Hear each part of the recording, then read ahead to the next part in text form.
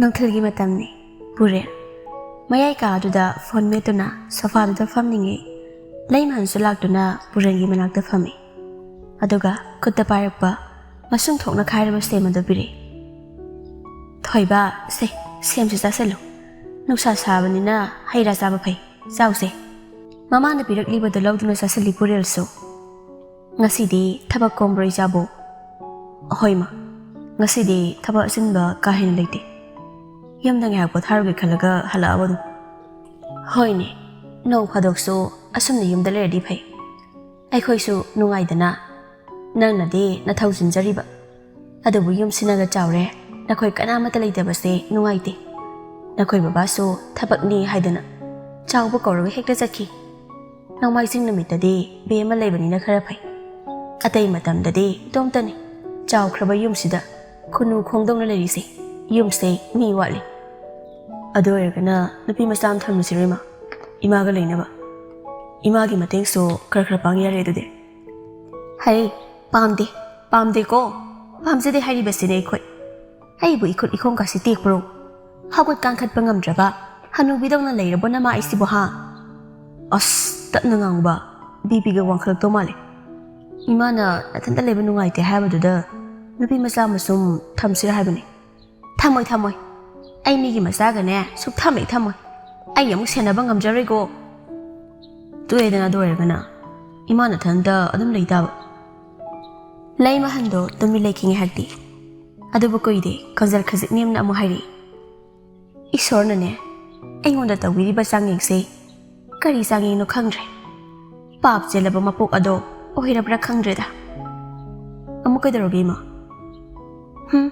ꯀꯩꯁꯨꯝ ꯇꯧꯗꯦ ꯑꯗꯨꯕꯨꯅꯦ ꯑꯩ ꯊꯋꯥꯏꯁꯦ ꯏꯄꯦꯟꯗꯤ ꯄꯦꯟꯗ꯭ꯔꯦ ꯑꯗꯨꯕꯨ ꯀꯩꯗꯧꯔꯒꯦꯕ ꯑꯩꯅꯁꯨ ꯀꯩꯗꯧꯔꯒꯦꯅ ꯍꯪꯉꯤꯁꯤꯗꯤ ꯏꯃꯥ ꯅꯪꯕꯨ ꯑꯩꯅ ꯍꯥꯏꯕ ꯋꯥ ꯇꯥꯕ꯭ꯔꯣ ꯑꯁꯨꯛ ꯀꯨꯏꯅ ꯆꯍꯤ 30 ꯍꯦꯟꯅ ꯍꯤꯡꯂꯛꯄꯁꯤꯗ ꯑꯩꯕꯨ ꯏꯃꯥꯅ ꯍꯥꯏꯕ ꯋꯥ ꯇꯥꯗꯕ ꯌꯥꯎꯈꯤꯕ꯭ꯔꯣ ꯅꯠꯇ꯭ꯔꯒ ꯍꯅꯨꯊꯪꯗ ꯕꯕꯥꯒꯨꯝ ꯁꯥꯎꯅꯩꯔꯕ ꯂꯩꯃꯍꯟꯗꯣ ꯍꯟꯗꯛꯃꯨꯛꯇꯤ ꯈꯨꯝꯂꯛꯇꯦ ꯇꯨꯃꯤꯟ ꯂꯩꯈꯤ ꯉꯥꯏꯍꯥꯛ ꯄꯨꯔꯦꯜꯁꯨ ꯋꯥ ꯉꯥꯡꯂꯛꯇꯦ ꯐꯣꯟ ꯌꯦꯡꯂꯝꯕꯗꯣ ꯃꯈꯥ ꯇꯥꯅ ꯌꯦꯡꯈꯤ ꯉꯥꯏꯍꯥꯛ ꯇꯨꯃꯤꯟ ꯂꯩꯔꯨꯕ ꯃꯇꯨꯡ ꯂꯩꯃꯍꯟꯗꯣ ꯃꯨꯔꯨꯝ ꯁꯣꯟꯕꯒꯨꯝ ꯃꯆꯥ ꯇꯥꯅꯕ ꯃꯑꯣꯡꯗ ꯂꯩꯃꯍꯟ ꯑꯩꯒꯤ ꯏꯔꯥꯏꯕꯛꯁꯤꯗꯤꯅꯦ ꯏꯁꯨꯒꯗꯣ ꯎꯕ ꯐꯪꯗꯅ ꯂꯣꯏꯒꯗꯧꯔꯤꯕ ꯄꯨꯟꯁꯤꯔ ꯈꯪꯗ꯭ꯔꯦꯗ ꯇꯧꯔꯤꯁꯦ ꯄꯨꯔꯦꯜ ꯃꯃꯥꯅ ꯉꯥꯡꯂꯤꯕ ꯋꯥꯗꯨ ꯃꯥꯁꯨ ꯇꯥꯕꯅ ꯃꯃꯥꯗ ꯂꯀꯛ ꯌꯦꯡꯂꯛꯏ ꯑꯗꯨ ꯄꯥꯎꯈꯨꯝ ꯑꯃꯠꯇꯗꯤ ꯄꯤꯔꯛꯇꯦ ꯊꯣꯏꯕ ꯅꯪꯕꯨ ꯅꯁꯥꯅꯁꯨ ꯅꯆꯤꯟꯗꯒꯤ ꯆꯍꯤ 30 ꯍꯦꯜꯂꯤꯁꯨ ꯍꯥꯏꯖꯔꯦ ꯅꯪꯕꯨ ꯋꯥꯈꯜ ꯈꯖꯤꯛ ꯇꯥꯕꯗꯤ ꯌꯥꯔꯕꯅꯤ ꯅꯁꯥꯒꯤ ꯆꯍꯤꯗꯣ ꯅꯪꯕꯨ ꯑꯃꯨꯛꯇ ꯈꯜꯂꯒ ꯌꯦꯡꯉꯨ ꯀꯩꯗꯧꯒꯦ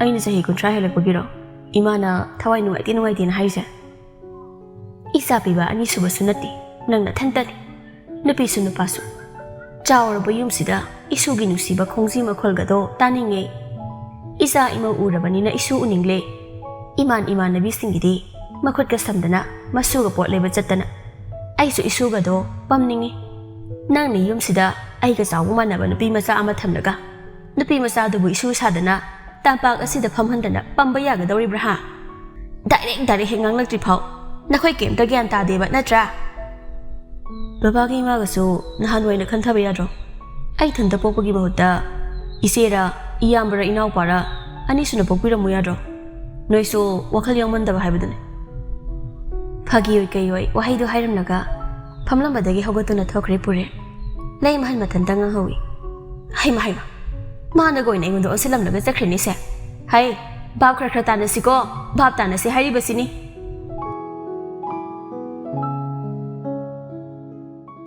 ꯅꯣꯡꯃ ꯅꯨꯃꯤꯠ ꯑꯃ ꯉꯁꯤꯁꯨ ꯄꯨꯔꯦꯜ ꯌꯨꯝꯗ ꯂꯩꯔꯝꯃꯤ ꯅꯨꯡꯊꯤꯜꯒꯤ ꯄꯨꯡ 3 ꯍꯦꯜꯂꯛꯄ ꯃꯇꯝꯅꯤ ꯁꯣꯐꯥ ꯀꯥꯗꯨꯗ ꯃꯄꯥ ꯏꯕꯨꯡ ꯕꯨꯙꯤꯔꯥꯖꯀ ꯐꯝꯃꯤꯟꯅꯔꯝꯃꯤ ꯂꯩꯃꯍꯟꯁꯨ ꯃꯄꯨꯔꯣꯏꯕꯒꯤ ꯆꯥ ꯄꯨꯗꯨꯅ ꯆꯥꯛꯈꯨꯝꯗꯒꯤ ꯊꯣꯔꯛꯏ ꯆꯥꯗꯣ ꯇꯦꯕꯜꯗ ꯊꯝꯂꯒ ꯃꯈꯣꯏ ꯁꯝꯈ꯭ꯌꯥ ꯆꯥꯁꯤꯗ ꯂꯩꯖꯔꯦ ꯊꯣꯏꯕ ꯁꯦ ꯅꯪꯒꯤꯅ ꯍꯩ ꯃꯍꯤꯁꯦ ꯕꯨꯙꯤꯔꯥꯖꯇꯣ ꯄꯤꯔꯛꯏꯕ ꯆꯥꯗꯣ ꯄꯥꯏꯈꯠꯇꯨꯅ ꯊꯛꯏ ꯂꯩꯃ ꯏꯃꯧꯒꯤ ꯗ꯭ꯔꯥꯏꯚꯔ ꯇꯣꯡꯕꯗꯣ ꯑꯗꯨꯝ ꯂꯥꯛꯇ꯭ꯔꯕ꯭ꯔꯥ ꯂꯥꯛꯇ꯭ꯔꯦ ꯅꯍꯥꯟ ꯅꯣꯡꯃ ꯕꯦꯃꯗ ꯐꯣꯟ ꯇꯧꯔꯛꯈꯤꯕꯅꯤ ꯂꯥꯛꯄ ꯉꯝꯂꯔꯣꯏ ꯐꯔꯛ ꯇꯥꯔꯅꯤ ꯍꯥꯏꯕ꯭ꯔꯥ ꯀꯩꯅꯣ ꯍꯥꯏꯔꯛꯄ ꯃꯥꯜꯂꯤ ꯃꯥꯅ ꯂꯥꯛꯄ ꯉꯝꯂꯔꯣꯏ ꯍꯥꯏꯔꯒ ꯅꯍꯥꯟ ꯍꯥꯏꯔꯛꯂꯗꯤ ꯐꯒꯗꯕꯅꯤꯅꯦ ꯏꯃꯧꯅ ꯑꯣꯇꯣꯗ ꯆꯠꯄꯗോ ꯑꯩ ꯅꯨꯡꯉꯥꯏꯇꯦꯅꯦ ꯂꯩꯃ ꯇꯣꯡꯕꯗꯨ ꯊꯥꯡꯉꯩ ꯁꯦꯡꯅ ꯂꯥꯛꯄ ꯉꯝꯂꯔꯣꯏ ꯍꯥꯏꯔꯒꯅ ꯑꯇꯣꯞꯄ ꯗ꯭ꯔꯥꯏꯚꯔ ꯑꯃ ꯍꯦꯛ ꯊꯤꯕ ꯍꯥꯏꯕꯗꯨꯅꯤ ꯆꯥꯎꯕꯗ ꯍꯥꯏꯒꯗꯕꯁꯨ yu thakmanbagi masado ison soli hainingde aina thenbirastu mayai adubo isu khwang ase nungai tabanina aina gari thaubudo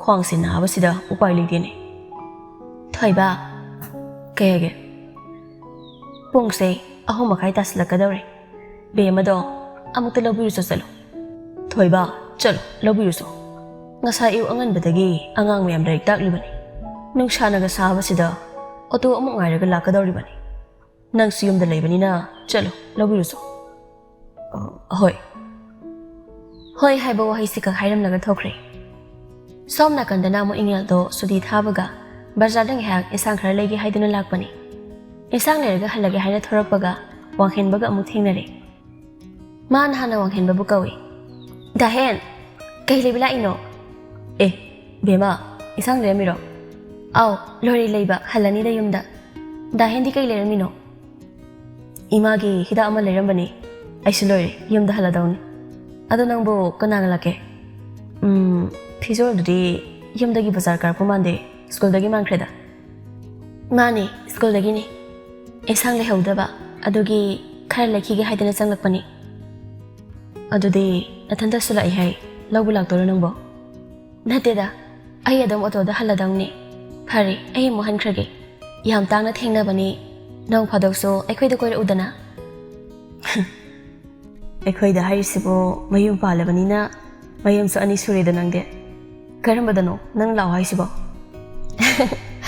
ho permanent address sagwal banda koi ro no ma ngasi gi de ai halage ko bema ngai khu ai ga thengna raga nang na auto da han badano ngai te ai gari yori ai thin biram lage dana is ai di auto da dum halle adum chatho chasin tawida nungtegi pharine nang nungtegi auto da chalbada adum chachaune adum ngasi gi de ai thin biram lage mathang noi da koi rakpada yum amuk thina darsu yana ba ngasi hekta yum khangbasu yaidana wanghen bana haiman badu da ingel so hoi haidana thilalakle ngaki matung yorakle makhoina get yorakpada laimahan thengnei dukan da chaluba mali gari thausilakpada da laimahan do yengduna lepi ingel man na lerko potu paiduna manengri manak talakle wanghen basu kumlei haima bema nang thoibaga thengna dro yambunga di thengna die kaidaragi mase thoibado nang laruni haidani chakhibani ne haima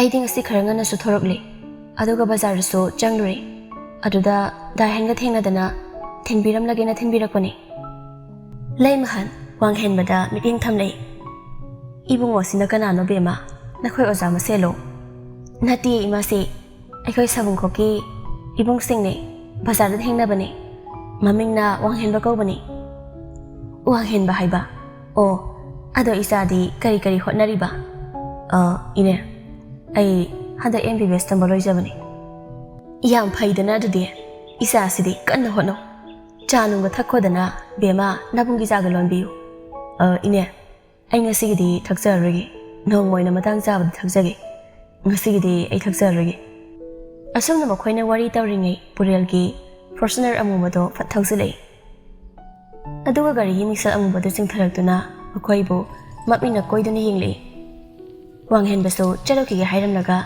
mafam adudagi chatkre wanghen bana chakhibado purel mamituna changa dabagum yenghawi ningsinglai napa ase man hana ukre aduso ingel ga puna ukhibani nong mamabu mamana sabung khopta ingel lobu chalo haiba nong suban numit aduda ukhibani sabung khoki lesum lerak waiting set aduda ingel ga puna lepminaram khibanu pa aduni purel wa amata hairakte gari gi horon du khongli mama lei mahanna gate adu hangduna makhoi puna changminarakle purel so gari du khamnaga propap changlei aduga ingel da haipe yengamnaga wa haige tawbaga mama na hana thoiba nana kharangana chalamladi phadawba imau di school dagi nganda thorokle haire nangbu phone nungga tawraga lawbula I haidi phadawba phare moi lekai gi mabung singni haidina thinbirak lame mathangdadi pau phaunaraga haino sibu aina takigada bawaro hairak mathangdasu thindok thijin tawnaba mi asam leiraga aiba mu thau tingai matam mangkai thabak litaba mi dawna chaluri banine wahai khara se haram laga pure mathak lomda kakhakhre ꯄꯨꯔꯦꯜꯒꯤ ꯋꯥꯍꯩ ꯈꯔꯗꯣ ꯀꯣꯆꯤ ꯃꯆꯥ ꯑꯃ ꯄꯥꯜꯂꯤ ꯍꯥꯏꯕꯁꯤꯃꯗꯤ ꯏꯉꯦꯜ ꯚꯥꯞ ꯇꯥꯏ꯫ ꯑꯗꯨꯕꯨ ꯂꯩꯃꯍꯟꯅꯗꯤ ꯊꯣꯏꯗꯣꯛꯅ ꯈꯟꯖꯤꯜꯂꯨꯕ ꯇꯧꯗ꯭ꯔꯤ꯫ ꯍꯩꯃ ꯑꯩꯒꯤ ꯏꯆꯥꯁꯦ ꯂꯤꯛꯄꯒꯁꯨ ꯍꯩꯔꯦꯅꯦ, ꯊꯥꯎ ꯄꯥꯝꯃꯣꯏ ꯀꯥꯏꯅꯒ ꯍꯥꯏꯅꯍꯦ꯫ ꯏꯃꯥꯁꯦ ꯕꯕꯥ ꯆꯥ ꯊꯛꯈ꯭ꯔꯕꯣ? ꯍꯣ ꯊꯛꯑꯦ ꯏꯃꯥꯅ ꯂꯣꯜꯂꯦ꯫ ꯅꯪꯅ ꯐꯤꯅꯔꯣꯜꯒꯗꯣ ꯍꯣꯡꯗꯣꯛꯆꯔꯨꯔꯣ, ꯅꯪꯅ ꯂꯩꯔꯛꯄ ꯏꯟꯁꯥꯡꯁꯦ ꯑꯩ ꯊꯝꯂꯨꯔꯒꯦ꯫ ꯑꯁꯨꯝꯅ ꯅꯨꯃꯤꯠ ꯑꯁꯤꯃ ꯍꯧꯈꯤ꯫ ꯅꯣꯡꯃ ꯅꯨꯃꯤꯗꯥꯡ ꯋꯥꯏꯔꯝꯅꯤ, ꯃꯝꯁꯤꯜꯂꯛꯄ ꯃꯇꯝꯗꯅꯤ ꯄꯨꯔꯦꯜ ꯑꯣꯐꯤꯁꯇꯒꯤ ꯃꯌꯨꯝ ꯍꯜꯂꯛꯂꯦ꯫ ꯒꯥꯔꯤꯗꯨ ꯈꯥꯝꯂꯝꯂꯒ ꯃꯈꯨꯠꯇ ꯄꯣꯂꯤꯊꯤꯟ ꯈꯥꯎ ꯑꯃ ꯄꯥꯏꯗꯨꯅ ꯏꯃꯨꯡꯂꯣꯝꯗ ꯆꯪꯂꯛꯏ꯫ ꯃꯥꯡꯒꯣꯜꯗ ꯃꯃꯥꯅ ꯂꯦꯟꯇ꯭ꯔꯟ ꯄꯥꯏꯗꯨꯅ ꯅꯨꯃꯤꯗꯥꯡ ꯋꯥꯏꯔꯝꯒꯤ ꯙꯨꯞ ꯀꯠꯄ ꯊꯧꯔꯛꯂꯝꯃꯤ꯫ ꯃꯥꯕꯨ ꯎꯕꯒ ꯃꯃꯥꯅ, ꯊꯣꯏꯕ, ꯅꯪ ꯍꯜꯂꯛꯂꯕ꯭ꯔꯥ? ꯑꯩꯅ ꯂꯩꯔꯛꯎ ꯍꯥꯏꯕ ꯄꯣꯠꯆꯩꯁꯤꯡꯗꯨꯗꯤ ꯂꯩꯔꯛꯑꯕ꯭ꯔꯣ? ꯄꯨꯔꯦꯜ ꯃꯈꯨꯠꯇ ꯄꯥꯏꯔꯛꯄ ꯄꯣꯂꯤꯊꯤꯟ ꯑꯗꯣ ꯃꯃꯥꯗ ꯄꯤꯗꯨꯅ ꯍꯥꯏ, ꯁꯦꯝꯃꯣ, ꯏꯃꯥꯅ ꯍꯥꯏꯔꯛꯄꯁꯤꯡꯗꯣ ꯁꯨꯔꯕ꯭ꯔꯥ ꯌꯦꯡꯉꯨ꯫ ꯐꯔꯦ, ꯑꯩꯉꯣꯟꯗ ꯄꯤꯔꯛꯂꯅꯨ, ꯅꯪꯅꯅꯦ ꯆꯥꯛꯈꯨꯝꯗ ꯈꯔ ꯊꯅꯝꯂꯣ, ꯑꯩ ꯙꯨꯞꯁꯦ ꯊꯥꯕ ꯂꯣꯏꯕꯒ ꯌꯦꯡꯂꯒꯦ꯫ ꯄꯨꯔꯦꯜ ꯂꯩꯔꯛꯄ ꯄꯣꯠꯁꯤꯡ ꯑꯗꯣ ꯆꯥꯛꯈꯨꯝꯗ ꯊꯅꯝꯂꯒ ꯃꯊꯛꯇ ꯀꯥꯔꯛꯂꯦ꯫ ꯔꯨꯝ ꯌꯧꯔꯛꯂꯦ꯫ ꯃꯥꯅ ꯔꯨꯝ ꯌꯧꯔꯛꯄꯗ ꯃꯈꯣꯏꯒꯤ ꯀꯥꯗꯣ ꯏꯃꯝ ꯃꯝꯂꯝꯃꯤ꯫ ꯅꯍꯥꯟꯈꯩ ꯃꯇꯝꯗꯗꯤ ꯃꯩ ꯊꯥꯜꯂꯝꯕꯅꯤ ꯑꯌꯥꯝꯕ ꯃꯇꯝꯗ, ꯑꯗꯨꯕꯨ ꯃꯄꯥꯟꯗ ꯃꯝꯁꯤꯜꯂꯛꯂꯕꯅ ꯏꯃꯨꯡꯗꯗꯤ ꯄꯨꯡꯃꯝ ꯃꯝꯂꯦ ꯍꯥꯏꯕꯗꯨꯅꯤ꯫ ꯄꯨꯔꯦꯜ ꯔꯨꯝꯒꯤ ꯃꯩ ꯑꯗꯣ ꯐꯠ ꯊꯥꯜꯂꯤ꯫ ꯆꯪꯂꯛꯇꯨꯅ ꯁꯣꯐꯥ ꯊꯥꯔꯤꯕꯗꯣ ꯃꯈꯣꯡ ꯇꯤꯡꯊꯣꯛꯇꯨꯅ ꯉꯥꯏꯍꯥꯛ ꯐꯝꯃꯤ, ꯑꯋꯥꯕ ꯄꯣꯊꯥꯕꯒꯨꯝ꯫ ꯉꯥꯏꯍꯥꯛ ꯑꯗꯨꯝꯅ ꯐꯝꯂꯝꯕꯗꯒꯤ ꯐꯃꯨꯡꯂꯣꯝꯗ ꯌꯦꯡꯂꯨꯕꯗ ꯏꯉꯦꯜꯗꯣ ꯐꯩꯖꯨꯞ ꯆꯤꯡꯈꯠ ꯃꯃꯥꯏ ꯐꯛꯂꯥꯡꯂꯣꯝꯗ ꯑꯣꯟꯁꯤꯟꯗꯨꯅ ꯍꯤꯞꯄꯝꯃꯤ꯫ ꯃꯗꯨ ꯎꯕꯗ ꯃꯈꯨꯠꯇ ꯁꯤꯕ ꯘꯔꯤ ꯊꯥꯡꯒꯠꯇꯨꯅ ꯌꯦꯡꯂꯤ꯫ ꯋꯥꯈꯟꯗ ꯈꯜꯂꯤ, ꯀꯩꯅꯣꯅꯦ ꯍꯧꯖꯤꯛꯐꯥꯎ ꯇꯨꯝꯃꯤꯁꯤꯅ? ꯄꯨꯡꯁꯤꯗꯤ 5 ꯍꯦꯜꯂꯦ꯫ ꯃꯥꯅ ꯊꯣꯛꯄ ꯍꯥꯏꯕꯗꯨꯅꯤꯗ, ꯇꯨꯝꯅꯤꯡꯗ ꯇꯨꯝꯕ, ꯇꯨꯝꯅꯤꯡꯗ꯭ꯔ ꯇꯣꯛꯄ ꯑꯗꯨꯅꯤ꯫ ꯄꯨꯔꯦꯜ ꯋꯥꯈꯜ ꯉꯥꯏꯍꯥꯛ ꯇꯧꯔꯝꯂꯒ ꯊꯪꯅꯕ ꯀꯥꯗꯨꯗ ꯆꯪꯈ꯭ꯔꯦ꯫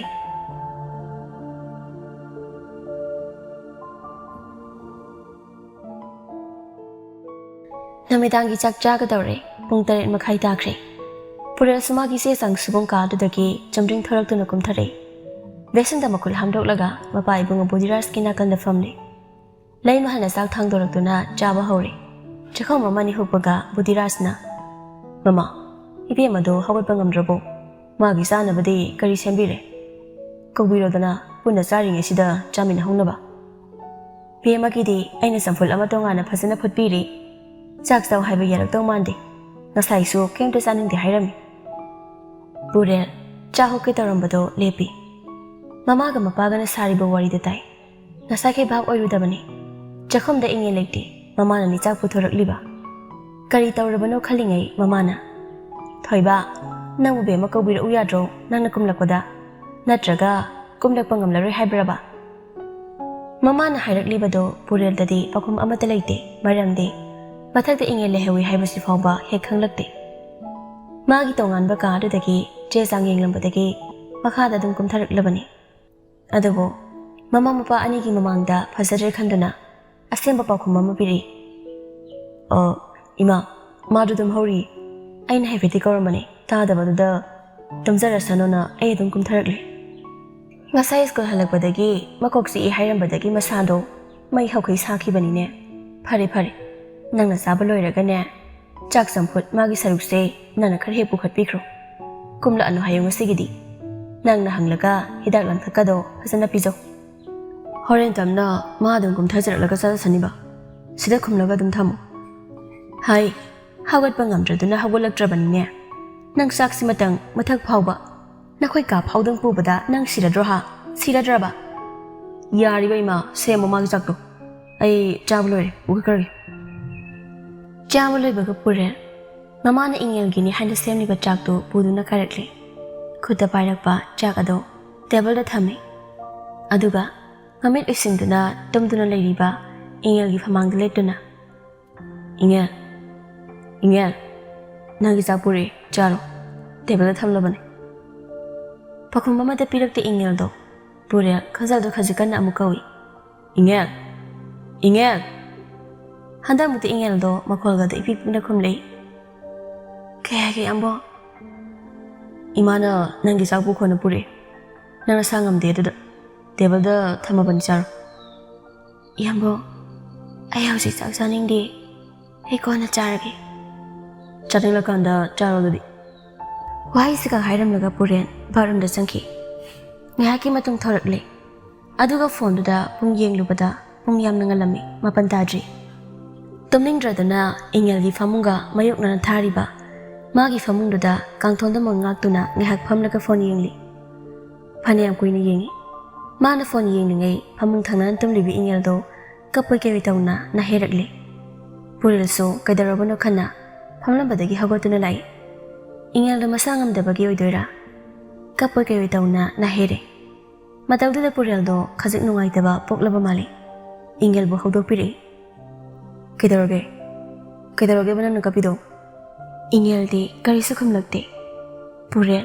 ꯏꯉꯦꯜꯒꯤ ꯃꯅꯥꯛ ꯈꯖꯤꯛ ꯅꯛꯁꯤꯟꯗꯨꯅ ꯏꯉꯦꯜꯕꯨ ꯃꯁꯥ ꯅꯣꯝꯗꯨꯅ ꯍꯧꯗꯣꯛꯀꯦ ꯈꯟꯕꯒ ꯏꯉꯦꯜꯅ ꯃꯃꯥꯏ ꯂꯩꯊꯣꯔꯛꯄꯒ ꯃꯄꯥ ꯆꯥꯅꯈ꯭ꯔꯦ ꯏꯉꯦꯜꯒꯤ ꯃꯁꯛꯇꯨ ꯎꯕꯒ ꯄꯨꯔꯦꯜ ꯃꯁꯥꯗ ꯇꯨ ꯆꯨꯡꯕ ꯐꯥꯎꯏ ꯑꯗꯨꯒ ꯃꯃꯤꯠꯇꯨ ꯑꯃꯨꯛꯇꯪ ꯆꯦꯠꯅ ꯎꯏꯁꯤꯜꯂꯤ ꯄꯨꯔꯦꯜ ꯋꯥꯈꯜꯗꯅ ꯆꯔꯥꯡꯅꯕꯅ ꯁꯣꯜꯂꯤ ꯀꯔꯤꯅꯣ ꯍꯧꯖꯤꯛ ꯑꯩꯒꯤ ꯏꯐꯝꯗ ꯐꯥꯎꯔꯤꯕ ꯏꯍꯨꯜꯁꯦ ꯑꯩꯅ ꯀꯔꯤꯒꯤ ꯃꯥꯒꯤ ꯁꯛꯇꯝ ꯑꯁꯤ ꯎꯕꯗ ꯋꯥꯈꯜꯗ ꯑꯁꯨꯛ ꯋꯥꯔꯛꯄꯅꯣ ꯅꯤꯡꯁꯤꯡꯂꯔꯣꯏ ꯂꯦꯞꯈ꯭ꯔꯕ ꯑꯩꯒꯤ ꯋꯥꯈꯜꯅꯤ ꯃꯁꯤ ꯑꯣꯏꯊꯣꯛꯄꯈꯛ ꯌꯥꯔꯣꯏꯗꯕꯅꯤ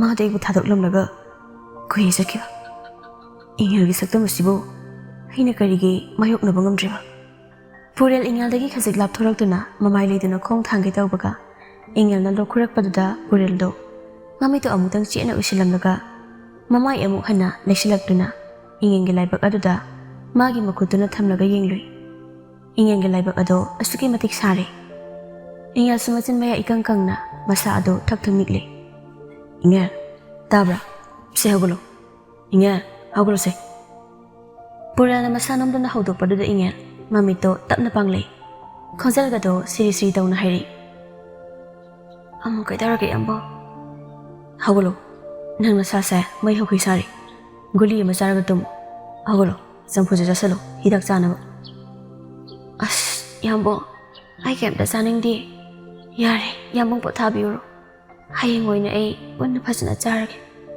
ꯑꯩꯅ ꯍꯧꯒꯠꯂꯣ ꯍꯥꯏꯁꯤ ꯀꯅꯥꯗꯅꯣ ꯍꯧꯒꯠꯂꯣꯗꯤ ꯍꯧꯒꯠꯂꯣ ꯌꯥꯝ ꯊꯨꯅ ꯍꯧꯒꯠꯂꯣ ꯄꯨꯔꯦꯜ ꯇꯦꯕꯜꯗ ꯂꯩꯔꯤꯕ ꯆꯝꯐꯨꯠ ꯕꯥꯎꯜꯗꯣ ꯁ꯭ꯄꯨꯟ ꯑꯃ ꯍꯥꯞꯂꯒ ꯄꯨꯔꯛꯏ ꯁꯦ ꯐꯖꯅ ꯐꯝꯂꯒ ꯆꯝꯐꯨꯠꯁꯦ ꯆꯥꯁꯤꯜꯂꯣ ꯏꯉꯦꯜ ꯍꯟꯗꯛꯃꯨꯛꯇꯤ ꯍꯧꯒꯠꯂꯛꯏ ꯑꯗꯨꯒ ꯁꯨꯠꯂꯤꯕ ꯐꯩꯖꯨꯞꯇꯣ ꯍꯥꯏꯗꯣꯛꯂꯒ ꯀꯨꯝꯂꯛꯀꯦ ꯇꯧꯕꯒ ꯄꯨꯔꯦꯜꯅ ꯑꯃꯨꯛ ꯀꯩꯗꯧꯔꯦ ꯌꯥꯝꯕꯨꯡꯕꯨ ꯑꯩꯕꯨ ꯆꯝꯐꯨꯠ ꯆꯥꯎ ꯍꯥꯏꯗꯥꯏꯅꯦ ꯑꯩꯒꯤ ꯈꯨꯠꯇ ꯄꯥꯏꯔꯤꯕ ꯕꯥꯎꯜꯁꯤꯗ ꯌꯥꯎꯔꯤꯁꯦ ꯀꯔꯤ ꯑꯣꯏꯅ ꯎꯔꯦ ꯌꯦꯟ ꯊꯣꯡꯕ ꯑꯣꯏꯅ ꯎꯔꯕꯣ ꯑꯗꯨꯅꯦ ꯆꯝꯐꯨꯠꯇ ꯆꯥꯅꯕꯅꯦ ꯑꯩꯅ ꯍꯧꯒꯠꯂꯛꯂꯤꯁꯤꯁꯨ ꯅꯪꯉꯣꯟꯗ ꯍꯧꯒꯠꯂꯛꯑꯣ ꯍꯥꯏꯗꯤ ꯁꯤꯗ ꯐꯝꯂꯒ ꯐꯖꯅ ꯆꯥꯎ ꯑꯁ ꯇꯜꯂꯦ ꯑꯩ ꯁꯤꯗ ꯁꯨꯝ ꯆꯥꯒꯦ ꯋꯥꯁꯦ ꯍꯥꯏꯅ ꯍꯥꯏꯅ ꯏꯉꯦꯜ ꯐꯨ ꯍꯧꯒꯠꯂꯛꯄꯗ ꯃꯀꯣꯛ ꯈꯔꯒ ꯂꯨꯝꯕꯒ ꯆꯥꯗꯕꯒꯤ ꯈꯔꯒ ꯁꯣꯟꯕꯒ ꯇꯨꯒꯦꯕ ꯇꯧꯏ ꯄꯨꯔꯦꯜꯁꯨ ꯃꯈꯨꯠ ꯅꯥꯝꯃꯗ ꯆꯝꯐꯨꯠ ꯕꯥꯎꯜꯗꯨ ꯄꯥꯏꯔꯤ ꯑꯗꯨꯒ ꯃꯈꯨꯠ ꯅꯥꯝꯃ ꯑꯃꯗꯨꯅ ꯇꯨꯔꯛꯀꯦ ꯇꯧꯔꯤꯕ ꯏꯉꯦꯜꯕꯨ ꯈꯪꯉ ꯉꯛꯄꯤ ꯏꯉꯦꯜꯁꯨ ꯁꯣꯔ ꯃꯄꯤ ꯍꯣꯜꯂꯒ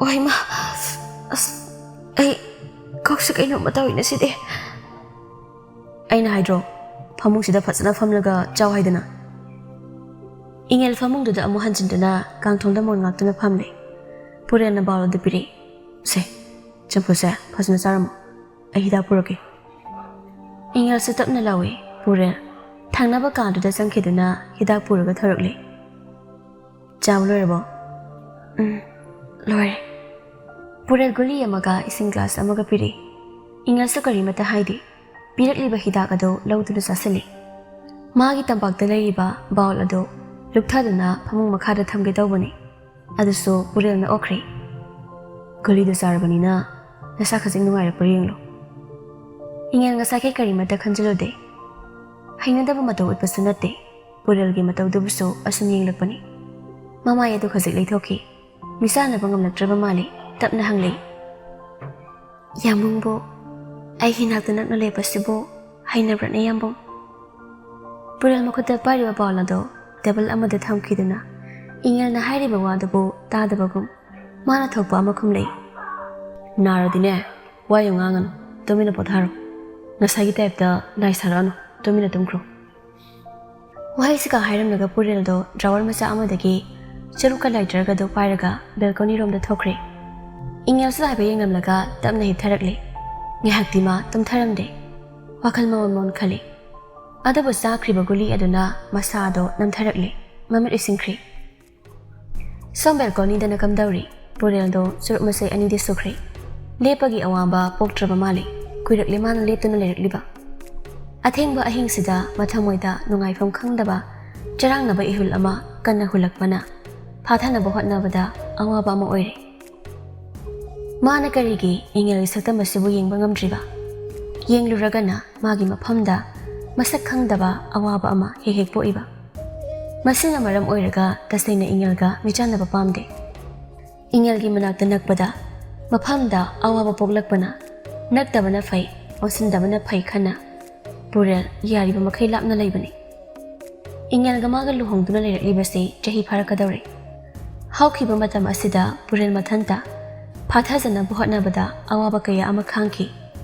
Tasena Mapamda, Yamna Awaba Amapiki. Atiyada Togli Batazagi Pazabado, Natairam Naga. Musing Aliba, Masing Tingam Draba, Tawan Misak Mambo.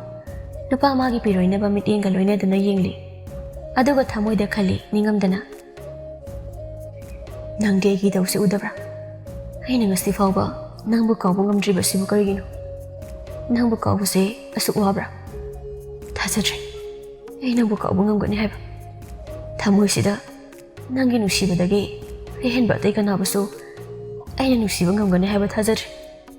Asuk nusibi nang na, ay ba di ko sige oy na, lap na hundok piram na bani ko. Ay din ang buwa mukha na, ubo pang liroy ko. Ay ang war. Tasing na ay wakal sa bata akong kangdana, waba haibado ay awar. Miluan ni da pirang ihaw ba daw, mamit amog tangkop laga, maning tam na sintali.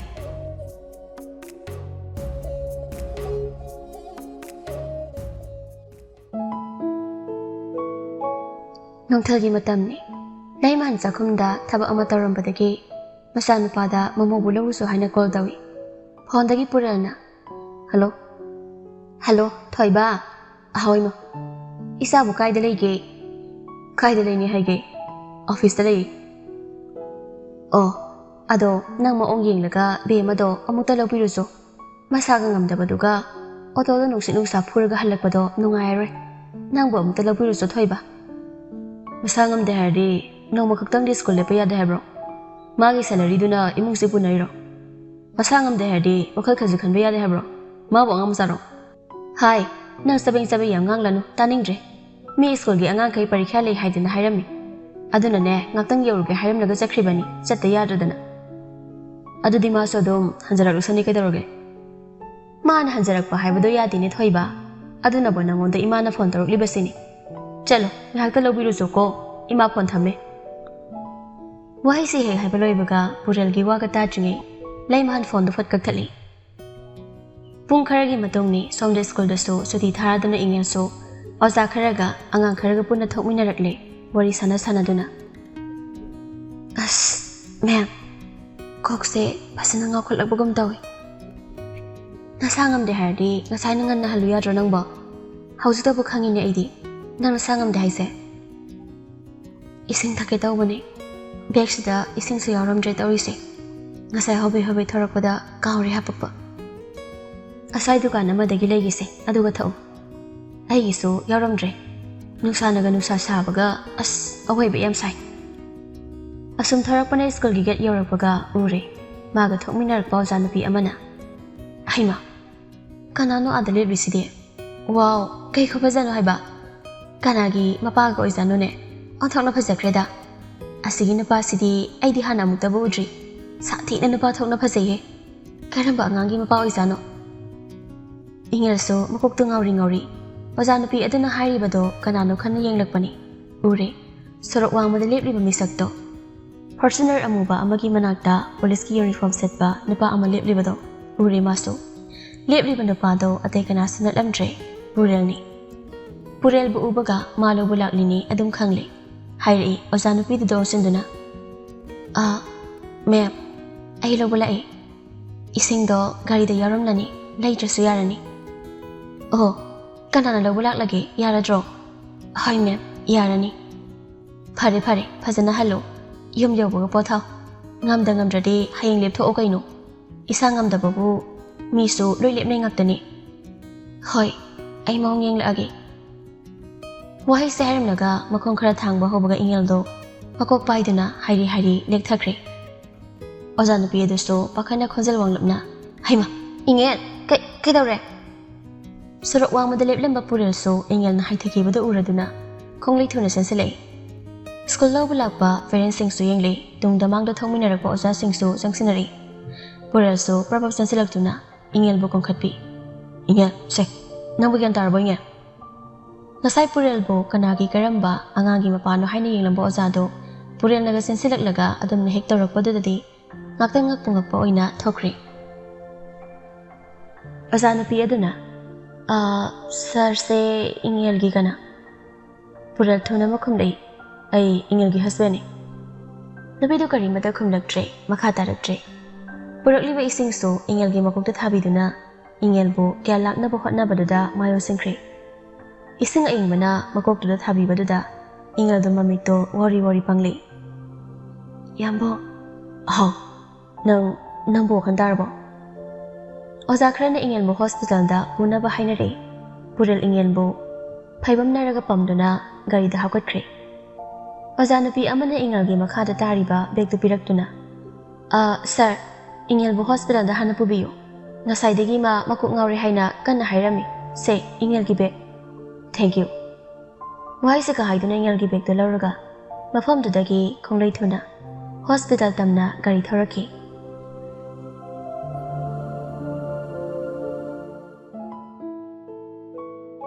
ꯅꯨꯃꯤꯠ ꯈꯔ ꯍꯧꯈ꯭ꯔꯕ ꯃꯇꯨꯡꯅꯤ ꯕꯣꯗꯤꯔꯥꯖ ꯃꯈꯣꯏ family ꯁꯨꯅ sofa ꯀꯥ ꯑꯗꯨꯗ ꯐꯝꯗꯨꯅ ꯋꯥꯔꯤ ꯁꯥꯟꯅꯔꯝꯃꯤ꯫ ꯕꯣꯗꯤꯔꯥꯖꯅ ꯊꯣꯏꯕ, ꯊꯕꯛ ꯏꯪꯈꯥꯡꯒꯤꯗꯤ ꯌꯥꯔꯤꯕ ꯃꯈꯩ ꯅꯪꯅ ꯉꯝꯕ ꯃꯈꯩ ꯆꯦꯟꯕꯤꯌꯨꯀꯣ꯫ ꯑꯩꯅ ꯏꯇꯥꯎ ꯁꯦꯡꯒꯣꯏꯗꯕꯨꯗꯤ ꯌꯥꯝꯕ ꯌꯥꯝꯗꯕ 10,000ꯃꯨꯛꯇꯤ ꯑꯩꯅ ꯃꯇꯦꯡ ꯑꯣꯏꯅꯕ ꯍꯥꯏꯗꯨꯅ ꯄꯤꯔꯝꯂꯦ꯫ ꯂꯧꯁꯤꯜꯂꯨ ꯌꯥꯗꯦ꯫ ꯁꯣꯔꯥꯠ ꯉꯟꯇꯥꯅ ꯂꯦꯡꯕꯤꯔꯛꯎ ꯍꯥꯏꯕꯁꯤꯗꯒꯤ ꯂꯧꯗꯅꯕ ꯍꯣꯠꯅꯩ, ꯑꯗꯨꯕꯨ ꯑꯩꯅ ꯉꯝꯅꯕ ꯄꯤꯔꯝꯂꯦ꯫ ꯍꯣꯏ ꯄꯥꯕ, ꯍꯧꯖꯤꯛꯁꯨ ꯑꯇꯥꯡꯗꯣ ꯃꯣꯏꯗ ꯂꯩ ꯍꯥꯏꯔꯛꯏ ꯐꯣꯟꯗ꯫ ꯂꯩꯃꯍꯟꯁꯨ ꯅꯨꯡꯉꯥꯏꯇꯅ ꯁꯣꯜꯂꯤ꯫ ꯅꯨꯡꯁꯤꯕꯅꯤꯗ, ꯑꯣ ꯅꯨꯡꯉꯥꯏꯇꯦ꯫ ꯏꯆꯦꯃ ꯒꯥꯏꯇ꯭ꯔꯤꯗꯣ ꯏꯇꯞ ꯇꯞꯂꯗꯅ꯫ ꯑꯗꯨꯕꯨ ꯀꯝꯗꯧꯅꯤ, ꯑꯩꯒꯤ ꯃꯇꯝꯅꯕꯨ ꯌꯧꯔꯛꯂꯕꯗꯤ ꯁꯦꯜꯅꯒ ꯌꯥꯔꯛꯄ ꯅꯠꯇꯦ꯫ ꯄꯣꯛꯂꯛꯄꯗ ꯑꯩꯒꯤ ꯃꯇꯝ ꯄꯤꯔꯛꯈ꯭ꯔꯕꯅꯤ, ꯂꯩꯗꯨꯅ ꯆꯦꯜꯂꯕꯁꯨ ꯎꯄꯥꯏ ꯂꯩꯇꯦ ꯍꯥꯏꯕꯗꯨꯅꯤ꯫ ꯆꯍꯤꯗꯨꯒ ꯌꯦꯡꯂꯨꯔꯕꯗꯤ ꯃꯇꯝ ꯌꯥꯝꯅ ꯍꯤꯡꯕ ꯌꯥꯔꯤꯅꯤꯗ꯫ ꯅꯨꯡꯉꯥꯏꯇꯦ ꯍꯥꯏꯗꯅ ꯑꯁꯨꯝꯅ ꯁꯨꯝ ꯆꯤꯟꯗ ꯈꯔ ꯁꯣꯟꯅꯔꯝꯒꯅꯤ ꯃꯇꯝ ꯈꯔ, ꯇꯞꯅ ꯂꯣꯏꯅ ꯀꯥꯎꯈꯤꯗꯧꯔꯕ ꯉꯥꯛꯇꯅꯤꯗ꯫ ꯆꯍꯤ ꯀꯌꯥꯗꯤ ꯀꯨꯏꯔꯦꯗꯣ ꯑꯅꯥꯕꯒ ꯂꯣꯏꯅꯗꯨꯅ ꯋꯥꯅ ꯍꯤꯡꯂꯛꯄ꯫ ꯃꯄꯨꯒꯤ ꯂꯩꯀꯣꯜꯗ ꯏꯪꯅ ꯆꯤꯛꯅ ꯂꯩꯕ ꯑꯣꯏꯖꯔꯁꯅꯨ꯫ ꯁꯥꯔꯤꯕ ꯋꯥꯔꯤꯁꯦ ꯅꯤꯡꯊꯦꯝꯒꯤ ꯃꯃꯥ ꯊꯧꯔꯥꯅꯤ ꯒꯥꯏꯇ꯭ꯔꯤ ꯂꯩꯈꯤꯗꯕꯒꯤ ꯋꯥꯔꯤꯅꯤ꯫ ꯕꯨꯙꯤꯔꯥꯖ ꯋꯥꯔꯤ ꯃꯈꯥ ꯇꯥꯔꯛꯏ꯫ ꯐꯔꯦ, ꯁꯣꯔꯥꯠꯁꯦ ꯑꯩꯈꯣꯏ ꯄꯨꯟꯅ ꯏꯃꯧꯒ ꯇꯧꯔꯒ ꯉꯟꯇꯥꯅ ꯆꯠꯄꯤꯔꯨꯔꯁꯤ꯫ ꯃꯔꯛꯁꯤꯗ ꯅꯪꯅ ꯁꯪꯕ ꯃꯇꯝꯗ ꯀꯔꯤ ꯑꯋꯥꯠꯄꯗꯣ ꯈꯔ ꯍꯪꯕꯤꯔꯣꯀꯣ ꯊꯣꯏꯕ꯫ ꯍꯣꯏ ꯕꯕꯥ꯫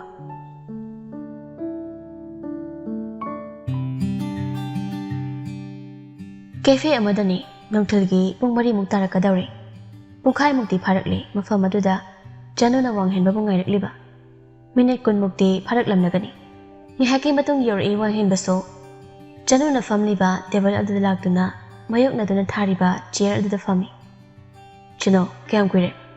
ꯑꯩꯁꯦ ꯏꯃꯥꯒ ꯊꯕꯛ ꯑꯃ ꯆꯠꯂꯨꯗꯅ ꯈꯔ ꯊꯦꯡꯗꯣꯛꯈ꯭ꯔꯦ, ꯅꯪ ꯁꯥꯎꯅꯨꯀꯣ?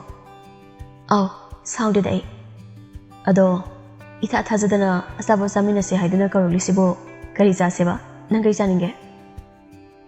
ꯑꯩ ꯑꯃꯨꯛ ꯍꯥꯏꯗ꯭ꯔꯕꯥꯗꯇ ꯆꯠꯇꯧꯔꯦ, ꯑꯗꯨꯒꯤ ꯁꯨꯝ ꯀꯩꯅꯣꯝꯃ ꯆꯥꯃꯤꯟꯅꯁꯦꯅ ꯇꯧꯕꯅꯤꯗ ꯍꯦꯟ꯫ ꯑꯣ, ꯅꯪ ꯑꯃꯨꯛ ꯆꯪꯗꯧꯔꯕ? Ticket book ꯇꯧꯔꯕ꯭ꯔꯣ? ꯀꯔꯝ ꯀꯥꯟꯒꯤ ꯇꯧꯔꯦ? ꯑꯩ ꯃꯊꯪ ꯍꯞꯇꯥꯗ ꯆꯪꯂꯗꯣꯏꯅꯤ꯫ ꯑꯩꯅ ꯆꯪꯗ꯭ꯔꯤꯉꯩꯁꯤꯗ ꯗꯥꯍꯦꯟꯗꯒꯤ ꯀꯔꯤꯒꯨꯝꯕ ꯑꯃꯇꯪ ꯈꯪꯅꯤꯡꯕꯗꯒꯤ ꯑꯆꯥꯄꯣꯠ ꯆꯥꯁꯦ ꯍꯥꯏꯗꯨꯅ ꯀꯧꯔꯛꯂꯤꯅꯤ꯫ ꯑꯣꯀꯦ, ꯑꯗꯨꯗꯤ ꯑꯆꯥꯄꯣꯠ ꯍꯥꯟꯅ ꯆꯥꯁꯤꯔꯥ ꯅꯠꯇ꯭ꯔꯒ ꯋꯥꯔꯤ ꯍꯥꯟꯅ ꯁꯥꯁꯤꯔꯥ? ꯅꯪꯅ ꯑꯩꯉꯣꯟꯗꯒꯤ ꯈꯪꯅꯤꯡꯂꯤꯁꯤꯅ ꯀꯔꯤ ꯋꯥꯅꯣ? ꯗꯥꯍꯦꯟ, ꯑꯩ ꯋꯥꯁꯦ ꯀꯃꯥꯏ ꯇꯧꯔꯒ ꯀꯗꯥꯏꯗꯒꯤ ꯍꯥꯟꯅ ꯍꯧꯗꯣꯛꯀꯗꯕꯅꯣ ꯈꯪꯗ꯭ꯔꯦ ꯇꯧꯔꯤꯁꯦ꯫ ꯀꯩ ꯋꯥꯅꯣꯅꯦ? ꯅꯪꯒꯤ ꯅꯇꯧꯗꯨꯗꯤ ꯌꯥꯝ ꯂꯨꯅ ꯋꯥ ꯑꯃ ꯍꯥꯏꯔꯛꯇꯧ ꯃꯥꯟꯈ꯭ꯔꯦꯗ꯫ ꯑꯩꯅ ꯈꯨꯝꯕ ꯉꯝꯕ, ꯇꯧꯕ ꯉꯝꯒꯗꯕ ꯋꯥ ꯑꯣꯏꯅ ꯍꯥꯏꯔꯛꯎꯀꯣ꯫ ꯗꯥꯍꯦꯟ, ꯑꯩ ꯋꯥꯐꯝꯁꯤꯕꯨ ꯍꯦꯛꯇ ꯍꯥꯏꯌꯨ ꯀꯩꯗꯧꯕꯖꯅꯣ? ꯆꯅꯨ ꯁꯣꯔꯗꯣ ꯑꯃꯨꯛꯇꯪ ꯍꯣꯟꯗꯣꯛꯂꯒ ꯅꯥꯀꯟꯗ ꯂꯩꯔꯤꯕ ꯃꯥꯒꯤ ꯕꯦꯒ ꯑꯗꯨꯗꯒꯤ ꯃꯊꯨꯞ ꯅꯥꯏꯕ ꯆꯤꯊꯤ ꯑꯃ ꯂꯧꯊꯣꯔꯛꯇꯨꯅ ꯋꯥꯡꯍꯦꯟꯕꯗ ꯄꯤ꯫ ꯋꯥꯡꯍꯦꯟꯕꯁꯨ ꯄꯤꯔꯛꯂꯤꯕ ꯆꯤꯊꯤ ꯑꯗꯨ ꯂꯧꯗꯨꯅ ꯃꯊꯞ ꯅꯥꯏꯕ ꯆꯤꯊꯤ ꯑꯗꯨ ꯍꯥꯡꯗꯨꯅ ꯌꯦꯡꯂꯨꯏ꯫ ꯋꯥꯡꯍꯦꯟꯕ ꯐꯝꯂꯝꯕꯗꯒꯤ ꯄꯨꯛ ꯍꯧꯒꯠꯂꯛꯏ꯫ ꯆꯅꯨꯁꯨ ꯇꯞꯅ ꯍꯧꯒꯠꯂꯛꯏ꯫ ꯋꯥꯡꯍꯦꯟꯕ ꯈꯣꯟꯖꯦꯜ ꯇꯞꯂꯝꯅ "ꯆꯤꯊꯤ ꯑꯁꯦ ꯅꯪꯒꯤ ꯅꯅꯥꯛꯇ ꯀꯔꯝꯅ?" "ꯗꯥꯍꯦꯟ, ꯑꯩꯕꯨ ꯂꯥꯟꯅ ꯈꯟꯕꯤꯒꯅꯨ꯫ ꯆꯤꯊꯤ ꯑꯗꯨ ꯅꯣꯡꯃ ꯑꯩꯅ ꯗꯥꯍꯦꯟ ꯍꯣꯏꯗ ꯂꯥꯛꯄ ꯅꯨꯃꯤꯠꯇ ꯏꯃꯥꯕꯨ ꯀꯨꯟꯖꯔꯥꯅꯤꯅ ꯗꯥꯍꯦꯟꯒꯤ ꯂꯥꯏꯔꯤꯛ ꯈꯔ ꯂꯣꯏꯁꯤꯟꯗꯨꯅ ꯂꯩꯔꯝꯕ ꯅꯨꯃꯤꯠꯇꯨꯅꯤ꯫ ꯂꯥꯏꯔꯤꯛ ꯃꯌꯥꯝ ꯑꯗꯣ ꯑꯩꯁꯨ ꯄꯥꯅꯤꯡꯕ ꯌꯥꯎꯕ꯭ꯔꯥ ꯌꯦꯡꯒꯦ ꯍꯥꯏꯗꯅ ꯑꯩ ꯍꯥꯏꯐꯦꯠ ꯌꯦꯡꯂꯨꯕꯗ ꯆꯤꯊꯤ ꯑꯗꯣ ꯑꯩꯅ ꯊꯦꯡꯅꯔꯛꯈꯤꯕꯅꯤ꯫ ꯑꯩꯁꯨ ꯀꯔꯤꯅꯣ ꯈꯟꯅ ꯆꯤꯊꯤ ꯑꯗꯨꯗ ꯏꯔꯤꯕ ꯃꯌꯦꯛꯇꯣ ꯑꯩ ꯍꯥꯏꯐꯦꯠ ꯄꯥꯔꯨꯔꯦ꯫ ꯅꯨꯃꯤꯠ ꯑꯗꯨꯗ ꯑꯩ ꯆꯤꯊꯤꯗꯣ ꯊꯅꯝꯕꯒꯤ ꯃꯍꯨꯠ ꯑꯩ ꯄꯨꯔꯛꯈꯤ꯫ ꯃꯔꯝꯗꯤ ꯗꯥꯍꯦꯟꯒꯤ ꯊꯃꯣꯏꯕꯨ ꯃꯁꯛ ꯈꯪꯅꯤꯡꯈꯤꯕꯒꯤꯅꯤ꯫ ꯉꯁꯤ ꯑꯩꯅ ꯗꯥꯍꯦꯟꯕꯨ ꯃꯐꯝ ꯑꯁꯤꯗ ꯀꯧꯕꯁꯨ ꯆꯤꯊꯤ ꯑꯁꯤꯒꯤꯅꯤ꯫ ꯆꯤꯊꯤ ꯑꯗꯨꯗ ꯊꯥꯔꯤꯕ ꯇꯥꯔꯤꯛ ꯑꯗꯨꯗꯤ ꯆꯍꯤ 5-6ꯒꯤ ꯆꯤꯊꯤꯅꯤ꯫ ꯗꯥꯍꯦꯟꯅ ꯏꯪꯉꯦꯜꯕꯨ ꯆꯅꯨꯒꯤ ꯋꯥꯗꯣ ꯂꯣꯏꯁꯤꯟꯍꯟꯈꯤꯗ꯭ꯔꯦ꯫ ꯋꯥꯡꯍꯦꯟꯕꯅ ꯊꯠꯇꯨꯅ "ꯆꯅꯨ, ꯆꯤꯊꯤ ꯑꯁꯤꯒꯤ ꯃꯇꯝ ꯍꯧꯈꯤꯕ ꯌꯥꯝꯅ ꯀꯨꯏꯔꯦꯗ꯫ ꯍꯧꯖꯤꯛꯇꯤ ꯃꯥꯒꯤ ꯆꯟꯅꯐꯝ ꯂꯩꯇ꯭ꯔꯦ꯫ ꯍꯣꯏ, ꯅꯪꯅ ꯑꯩꯉꯣꯟꯗ ꯆꯤꯡꯅꯔꯤꯕꯗꯣ ꯑꯩ ꯈꯪꯉꯦ, ꯑꯩ ꯚꯥꯞ ꯇꯥꯏ꯫ ꯑꯗꯨꯕꯨ ꯍꯧꯖꯤꯛꯇꯤ ꯂꯥꯟꯅ ꯈꯜꯂꯅꯨ꯫ ꯑꯩꯅ ꯕꯦꯝꯃꯕꯨ ꯅꯨꯡꯁꯤꯕꯁꯦ ꯕꯦꯝꯃꯁꯨ ꯌꯨꯝꯂꯛ ꯁꯥꯒꯩ ꯑꯃꯒꯤ ꯃꯧ ꯑꯣꯏꯈ꯭ꯔꯦ꯫ ꯃꯥꯒꯤ ꯄꯨꯟꯁꯤ ꯇꯣꯉꯥꯟꯈ꯭ꯔꯦ꯫ ꯑꯩꯗꯤ ꯆꯤꯊꯤ ꯑꯁꯤ ꯀꯥꯎꯊꯣꯛꯂꯨꯔꯦꯗ꯫ ꯅꯪꯅ ꯑꯃꯨꯛ ꯅꯤꯡꯁꯤꯡꯍꯟꯕꯤꯕ ꯇꯥꯔꯦ꯫ ꯗꯥꯍꯦꯟꯅ ꯏꯪꯉꯦꯜꯕꯨ ꯅꯨꯡꯁꯤꯕꯁꯦ ꯉꯁꯤ ꯉꯔꯥꯡꯈꯛ ꯅꯠꯇꯦ ꯍꯥꯏꯔꯒ ꯀꯩꯒꯤꯅꯣ ꯗꯥꯍꯦꯟ ꯅꯈꯣꯏꯅ ꯂꯣꯠꯂꯤꯕ?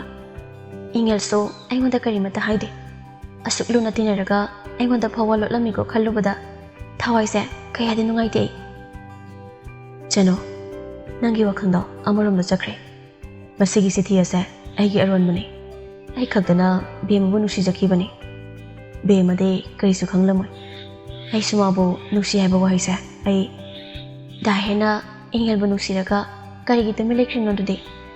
ꯑꯩꯗꯤ ꯅꯈꯣꯏ ꯑꯅꯤ ꯃꯔꯤ ꯂꯩꯅꯔꯝꯕ꯭ꯔꯥ ꯍꯥꯏꯅ ꯈꯜꯂꯨꯔꯦ꯫ ꯂꯩꯅꯈꯤꯗꯦ꯫ ꯕꯦꯝꯃ ꯏꯕꯥꯅꯤꯒꯤ ꯃꯔꯛꯇ ꯑꯍꯦꯟꯕ ꯃꯔꯤ ꯀꯔꯤꯁꯨ ꯂꯩꯅꯈꯤꯗꯦ꯫ ꯑꯩꯗꯅ ꯕꯦꯝꯃꯕꯨ ꯅꯨꯡꯁꯤꯈꯤꯕꯅꯤ ꯆꯅꯨ꯫ ꯋꯥꯐꯝ ꯑꯁꯦ ꯅꯪ ꯕꯦꯝꯃꯒꯤ ꯅꯥꯀꯣꯡꯗꯗꯤ ꯌꯧꯍꯟꯕꯤꯒꯅꯨ ꯆꯅꯨ꯫ ꯏꯊꯟꯇ ꯇꯨꯃꯤꯟꯅ ꯅꯨꯡꯁꯤꯖꯈꯤꯕꯅꯤ꯫ ꯃꯇꯥꯡ ꯆꯥꯕ ꯑꯃ ꯑꯩ ꯉꯥꯏꯖꯈꯤꯕꯅꯤ꯫ ꯑꯗꯨꯕꯨ ꯑꯩꯒꯤ ꯅꯨꯡꯁꯤꯕꯁꯦ ꯌꯥꯍꯧ ꯊꯦꯡꯕ ꯍꯥꯏꯕꯗꯨ ꯑꯣꯏꯈ꯭ꯔꯦ꯫ ꯃꯥꯁꯨ ꯅꯨꯡꯉꯥꯏ ꯌꯥꯏꯐꯅ ꯄꯥꯟꯕ ꯑꯣꯏꯖꯔꯁꯅꯨ꯫ ꯑꯩꯒꯤ ꯅꯨꯡꯁꯤꯕꯁꯨ ꯑꯁꯨꯝꯅ ꯁꯨꯝ ꯑꯔꯣꯠꯄ ꯋꯥꯔꯤ ꯑꯣꯏꯖꯈ꯭ꯔꯁꯅꯨ꯫ ꯀꯅꯥꯗꯁꯨ ꯈꯪꯍꯜꯂꯔꯣꯏ ꯈꯟꯅ ꯂꯣꯠꯁꯤꯟꯈ꯭ꯔꯕ ꯋꯥꯔꯤꯅꯤ꯫ ꯑꯗꯨꯕꯨ ꯅꯪꯅꯗꯤ ꯈꯪꯈ꯭ꯔꯦ ꯑꯩꯒꯤ ꯑꯔꯣꯠꯄ꯫ ꯑꯩꯒꯤ ꯈꯨꯠꯇ ꯆꯤꯊꯤ ꯑꯁꯤ ꯐꯪꯕꯒ ꯑꯩ ꯄꯛꯆꯤꯡꯗ ꯆꯤꯡꯅꯈꯤ꯫ ꯈꯜꯂꯨꯗꯕ ꯋꯥꯈꯜ ꯀꯌꯥ ꯏꯊꯟꯇ ꯈꯟꯖꯤꯟꯈꯤ꯫ ꯑꯗꯨꯕꯨ ꯗꯥꯍꯦꯟꯒꯤ ꯋꯥꯁꯤ ꯇꯥꯔꯒ ꯍꯧꯖꯤꯛꯇꯤ ꯑꯩꯒꯤ ꯆꯤꯡꯅꯕꯗꯣ ꯀꯣꯛꯂꯦ꯫ ꯑꯗꯨꯕꯨ ꯗꯥꯍꯦꯟ, ꯑꯩ ꯗꯥꯍꯦꯟꯗ ꯋꯥꯐꯝ ꯑꯃꯇꯗꯤ ꯍꯪꯒꯦ꯫ ꯍꯪꯉꯨ꯫ ꯗꯥꯍꯦꯟꯅ ꯏꯪꯉꯦꯜꯕꯨ ꯅꯨꯡꯁꯤꯔꯒ ꯀꯔꯤꯒꯤ ꯏꯪꯉꯦꯜꯗ ꯍꯥꯏꯈꯤꯗꯕꯅꯣ? ꯍꯣꯏ, ꯍꯧꯖꯤꯛꯇꯤ ꯄꯨꯝꯅꯃꯛ ꯍꯧꯈ꯭ꯔꯦ꯫ ꯑꯗꯨꯕꯨ ꯗꯥꯍꯦꯟꯅ ꯊꯃꯣꯏ ꯁꯦꯡꯅ ꯅꯨꯡꯁꯤꯖꯔꯒ ꯀꯔꯤꯒꯤ ꯂꯣꯠꯁꯤꯟꯗꯨꯅ ꯊꯝꯂꯤꯕꯅꯣ? ꯋꯥꯡꯍꯦꯟꯕ ꯃꯃꯥꯏ ꯈꯖꯤꯛ ꯂꯩꯊꯣꯛꯈꯤ꯫ ꯃꯤꯠꯐꯝ ꯈꯖꯤꯛ ꯍꯣꯡꯈꯤ꯫ ꯑꯩꯅ ꯕꯦꯝꯃꯗ ꯊꯃꯣꯏꯒꯤ ꯋꯥ ꯐꯣꯡꯗꯣꯛꯈꯤꯗꯕꯗꯤ ꯃꯇꯝꯗꯨꯗ ꯑꯩ ꯃꯇꯤꯛ ꯆꯥꯗ꯭ꯔꯤ꯫ ꯏꯁꯥꯒꯤ ꯈꯣꯡꯐꯝ ꯂꯦꯞꯆꯗ꯭ꯔꯤ꯫ ꯑꯗꯨꯅ ꯑꯩꯅ ꯃꯇꯤꯛ ꯆꯥꯕ ꯑꯃ ꯑꯣꯏꯔꯒ ꯋꯥꯔꯕ ꯕꯦꯝꯃꯒꯤ ꯄꯨꯟꯁꯤꯕꯨ ꯅꯨꯡꯁꯤꯅ ꯃꯃꯤꯠꯇꯒꯤ ꯃꯄꯤ ꯏꯔꯥ ꯑꯃꯠꯇ ꯐꯥꯎꯕ ꯆꯤꯟꯊꯍꯟꯗꯅ ꯃꯥꯕꯨ ꯂꯨꯅ ꯊꯝꯕ ꯉꯝꯕ ꯑꯣꯏꯖꯒꯦ ꯍꯥꯏꯅ ꯑꯩꯅ ꯑꯁꯥ ꯀꯌꯥ ꯁꯥꯒꯠꯈꯤ꯫ ꯑꯩꯅ ꯆꯦꯟꯅꯥꯏꯗꯒꯤ ꯍꯜꯂꯛꯄꯒ ꯃꯉꯣꯟꯗ ꯑꯩꯒꯤ ꯊꯃꯣꯏꯒꯤ ꯑꯣꯏꯕ ꯋꯥꯁꯦ ꯐꯣꯡꯗꯣꯛꯀꯦ ꯈꯟꯅ ꯑꯩ ꯃꯥꯒꯤ ꯃꯅꯥꯛꯇ ꯌꯧꯔꯛꯈꯤꯕꯅꯤ꯫ ꯑꯗꯨꯕꯨ ꯃꯥꯗꯤ ꯑꯩꯉꯣꯟꯗꯒꯤꯁꯨ ꯍꯦꯟꯅ ꯃꯇꯤꯛ ꯆꯥꯕ IPS ꯑꯣꯐꯤꯁꯔ ꯑꯃꯒ ꯂꯨꯍꯣꯡꯒꯗꯕꯒꯤ ꯍꯌꯦꯡ ꯈꯛꯇ ꯉꯥꯏꯔꯝꯂꯦ꯫ ꯃꯥꯒꯤ ꯄꯥꯎꯗꯨ ꯇꯥꯕꯗ ꯑꯩ ꯉꯥꯏꯍꯥꯛꯇꯪꯗꯤ ꯀꯔꯤ ꯇꯧꯒꯅꯤ? ꯃꯥꯒꯤ ꯃꯅꯥꯛꯇ ꯆꯠꯂꯒ ꯑꯩ ꯃꯉꯣꯟꯗ ꯀꯔꯤ ꯍꯥꯏꯔꯨꯒꯅꯤ? ꯈꯪꯐꯝ ꯈꯪꯗꯕ ꯃꯩꯁꯥ ꯑꯃ ꯑꯩ ꯌꯥꯝ ꯋꯥꯅ ꯈꯥꯡꯈꯤ꯫ ꯑꯗꯨꯕꯨ ꯄꯨꯝꯅꯃꯛ ꯂꯣꯏꯈ꯭ꯔꯕꯅꯤꯅ ꯀꯔꯤ ꯇꯧꯔꯨꯅꯤ? ꯏꯊꯟꯇ ꯐꯥꯖꯤꯟꯖꯕ ꯊꯦꯝꯖꯤꯟꯖꯕ ꯅꯠꯇꯅ ꯀꯔꯤ ꯎꯄꯥꯏ ꯂꯩ? ꯑꯩꯅ ꯑꯁꯦꯡꯕ ꯅꯨꯡꯁꯤꯕ ꯁꯛꯇꯨꯅ ꯅꯨꯡꯁꯤꯕꯒꯤꯗꯃꯛ ꯄꯨꯟꯁꯤꯒꯤ ꯑꯣꯏꯅ ꯑꯩꯒꯤ ꯑꯔꯣꯠꯄ ꯅꯨꯡꯁꯤꯕꯁꯦ ꯀꯠꯊꯣꯛꯄ ꯍꯥꯏꯕꯗꯣ ꯁꯛꯂꯁꯅꯨ ꯈꯟꯅ ꯃꯥꯕꯨ ꯌꯥꯏꯐ ꯃꯪꯒꯣꯜ ꯄꯤꯔꯝꯂꯒ ꯑꯩ ꯌꯨꯝꯗ ꯍꯜꯂꯛꯈꯤꯕꯅꯤ꯫ ꯍꯧꯖꯤꯛꯇꯤ ꯑꯩ ꯑꯍꯦꯟꯕ ꯀꯔꯤꯁꯨ ꯈꯟꯖꯤꯟꯗ꯭ꯔꯦꯗ꯫ ꯗꯥꯍꯦꯟ, ꯑꯩꯁꯨ ꯆꯤꯡꯅꯃꯟꯕꯗꯒꯤ ꯑꯁꯦꯡꯕ ꯑꯃꯗꯤ ꯈꯪꯅꯤꯡꯂꯗꯨꯅ ꯑꯩꯅ ꯃꯐꯝꯁꯤꯗ ꯗꯥꯍꯦꯟꯕꯨ ꯀꯧꯕꯅꯤ꯫ ꯍꯧꯖꯤꯛꯇꯤ ꯑꯩꯁꯨ ꯄꯨꯝꯅꯃꯛ ꯈꯪꯂꯦ ꯑꯩꯅ ꯈꯜꯂꯝꯕ ꯋꯥꯈꯜꯗꯣ ꯑꯣꯟꯅꯔꯝꯂꯦ ꯑꯗꯨꯕꯨ ꯆꯅꯨ ꯄꯨꯟꯁꯤꯒꯤ ꯑꯣꯏꯅ ꯂꯣꯠꯁꯤꯟꯈ꯭ꯔꯒꯦ ꯈꯟꯅ ꯂꯣꯠꯁꯤꯟꯈ꯭ꯔꯕ ꯋꯥꯔꯤꯁꯦ ꯅꯪ ꯑꯩ ꯅꯠꯇꯅ ꯀꯅꯥ ꯑꯃꯒꯤ ꯅꯥꯀꯣꯡ ꯑꯅꯤꯗꯗꯤ ꯁꯨꯍꯟꯕꯤꯒꯅꯨ ꯑꯩ ꯅꯪꯕꯨ ꯊꯥꯖꯩ ꯇꯥ ꯍꯦꯟꯅ ꯑꯩꯉꯣꯟꯗ ꯊꯝꯂꯤꯕ ꯊꯥꯖꯕꯗꯣ ꯑꯩꯅ ꯀꯩꯗꯧꯅꯨꯡꯗ ꯃꯥꯡꯍꯜꯂꯣꯏ ꯐꯔꯦ ꯅꯪꯁꯨ ꯅꯦꯛꯁ ꯋꯤꯛꯇ ꯆꯠꯇꯧꯔꯦ ꯍꯥꯏꯗꯥꯏ ꯐꯖꯅ ꯆꯠꯂꯨꯀꯣ ꯀꯣꯟꯅ ꯑꯃꯨꯛ ꯐꯥꯎꯅꯔꯁꯦ ꯉꯁꯤꯒꯤꯗꯤ ꯑꯩ ꯍꯜꯂꯛꯀꯦꯀꯣ ꯍꯦꯄꯤ ꯖꯔꯅꯤ ꯑꯍꯣꯏ ꯊꯦꯡꯛ ꯌꯨ ꯋꯥꯡꯍꯦꯟꯕ ꯇꯦꯕꯜꯗ ꯂꯩꯔꯤꯕ ꯃꯥꯒꯤ ꯐꯣꯟ ꯑꯃꯗꯤ ꯆꯤꯊꯤꯗꯨꯒ ꯄꯨꯟꯅ ꯄꯥꯏꯗꯨꯅ ꯃꯐꯝ ꯑꯗꯨꯗꯒꯤ ꯆꯠꯈ꯭ꯔꯦ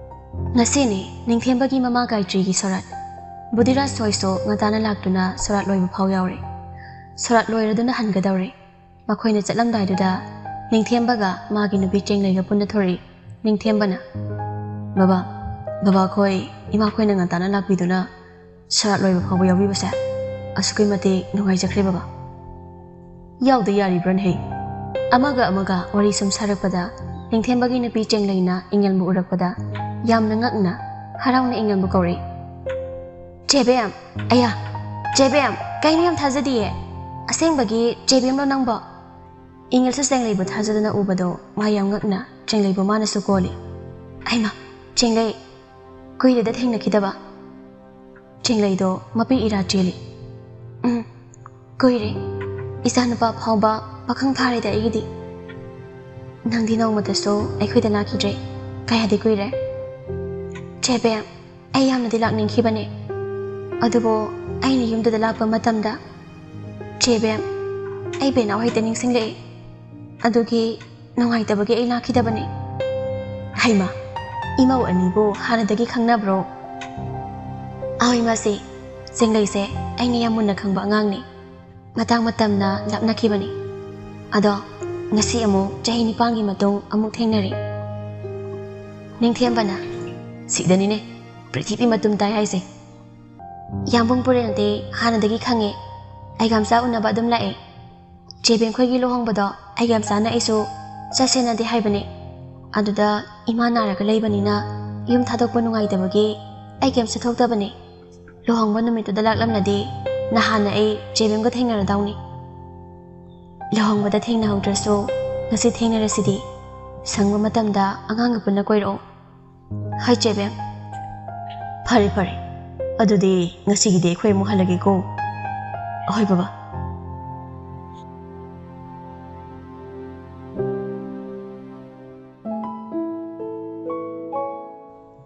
ꯘꯔꯤꯒꯤ ꯀꯇꯥꯅ ꯃꯊꯧ ꯈꯪꯅ ꯃꯈꯣꯡ ꯊꯥꯡꯕꯅ ꯃꯇꯝ ꯃꯥꯁꯨ ꯊꯥꯖꯤꯟ ꯄꯨꯟꯁꯤꯟꯕ ꯌꯥꯗꯦ ꯍꯥꯏꯕꯗꯨꯅꯤ ꯉꯁꯤꯗꯒꯤ ꯍꯌꯦꯡꯗꯒꯤ ꯊꯥ ꯑꯃ ꯑꯁꯨꯝ ꯍꯧꯖꯤꯟꯈꯤ ꯀꯥꯂꯦꯟ ꯊꯥ ꯃꯇꯝ ꯑꯣꯏꯕꯅ ꯁ꯭ꯀꯨꯜꯁꯤꯡꯁꯨ ꯑꯌꯥꯝꯕ ꯁꯝꯃꯔ ꯚꯦꯀꯦꯁꯟ ꯊꯥꯅꯩ ꯏꯉꯦꯜꯅ ꯑꯣꯖꯥ ꯑꯣꯏꯕ ꯁ꯭ꯀꯨꯜꯁꯨ ꯍꯧꯖꯤꯛ ꯑꯣꯐ ꯂꯩꯔꯤ ꯑꯗꯨꯅ ꯌꯨꯝꯗ ꯂꯩꯔꯝꯃꯤ ꯆꯥꯛꯈꯨꯝꯗ ꯊꯕꯛ ꯂꯣꯏꯁꯤꯟꯕ ꯌꯥꯕ ꯀꯔꯤꯅꯣ ꯂꯣꯏꯁꯤꯜꯂꯝꯃꯤ ꯂꯩꯃꯍꯟꯁꯨ ꯅꯨꯡꯗꯥꯡ ꯊꯣꯡꯅꯕꯅꯤ ꯍꯥꯏꯗꯅ ꯅꯥꯀꯜ ꯑꯃꯗ ꯐꯝꯗꯨꯅ ꯏꯟꯁꯥꯡ ꯃꯨꯜꯂꯝꯕꯗꯒꯤ ꯕꯦꯝꯃ ꯀꯩ ꯍꯥꯏꯒꯦ ꯃꯥꯁꯦ ꯑꯉꯧꯗꯨꯕꯨ ꯃꯁꯥ ꯀꯝꯗꯧꯔꯦ ꯍꯥꯏꯒꯦ ꯅꯍꯥꯟ ꯅꯪ ꯕꯕꯥꯒꯤ ꯏꯕꯥꯅꯤ ꯆꯠꯂꯨꯕꯗꯣ ꯑꯗꯨꯗꯗꯤ ꯀꯥ ꯍꯦꯟꯅ ꯀꯟꯕꯗꯤ ꯃꯥꯟꯗꯦ ꯃꯁꯥꯗꯣ ꯈꯔ ꯁꯣꯜꯍꯧꯋꯤꯅꯦ ꯍꯧꯖꯤꯛꯁꯨ ꯗ꯭ꯔꯤꯞ ꯌꯥꯜꯂꯤ ꯍꯥꯏꯌꯦ ꯏꯃꯥꯁꯤ ꯍꯦꯟꯗ ꯍꯦꯟꯖꯤꯛꯂꯛꯂꯒꯅ ꯃꯄꯥꯟ ꯂꯝꯗ ꯄꯨꯔꯁꯨ ꯄꯨꯕ ꯍꯥꯏꯕꯗꯨꯅꯤꯗ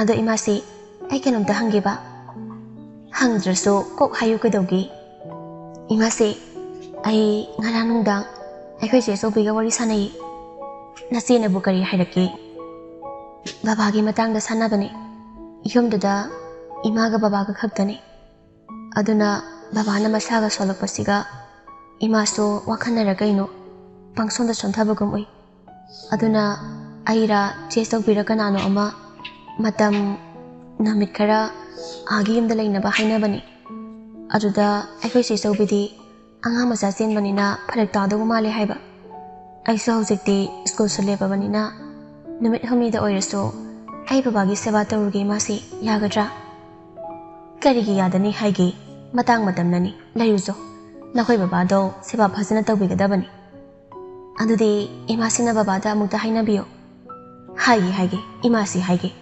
ꯅꯄꯥꯅꯁꯨ ꯍꯔꯥꯎ ꯍꯔꯥꯎꯅꯕꯨ ꯂꯩꯔꯨꯆꯣ ꯍꯥꯏꯔꯛꯀꯅꯤ ꯍꯣꯏ ꯑꯗꯨꯗꯤ ꯑꯩ ꯍꯣꯔꯦꯟ ꯑꯥꯗ ꯐꯣꯟ ꯇꯧꯔꯒ ꯍꯥꯏꯈ꯭ꯔꯒꯦꯀꯣ ꯏꯃꯥꯁꯤ ꯍꯣꯏ ꯍꯣꯏ ꯑꯗꯣ ꯊꯣꯏꯕꯗꯣ ꯅꯤꯡꯊꯦꯝꯕ ꯈꯣꯏꯗ ꯆꯥꯛ ꯆꯥꯅꯤ ꯍꯥꯏꯕꯗꯨꯕꯨ ꯀꯔꯤ ꯅꯨꯃꯤꯠꯇꯅꯤ ꯍꯥꯏꯒꯦ 이마시 락리바 항시기 탕스시다 어이람도 말리 짭짭이디 캉드레 파리 파리 낭나 떠우리바도 솔로실로 아두가네 낭숭에 하포 타자로 아두가 호렌 바바 할락라가 까리 누미다 셋바나 파바 하이바도 따나르시 어이 이마시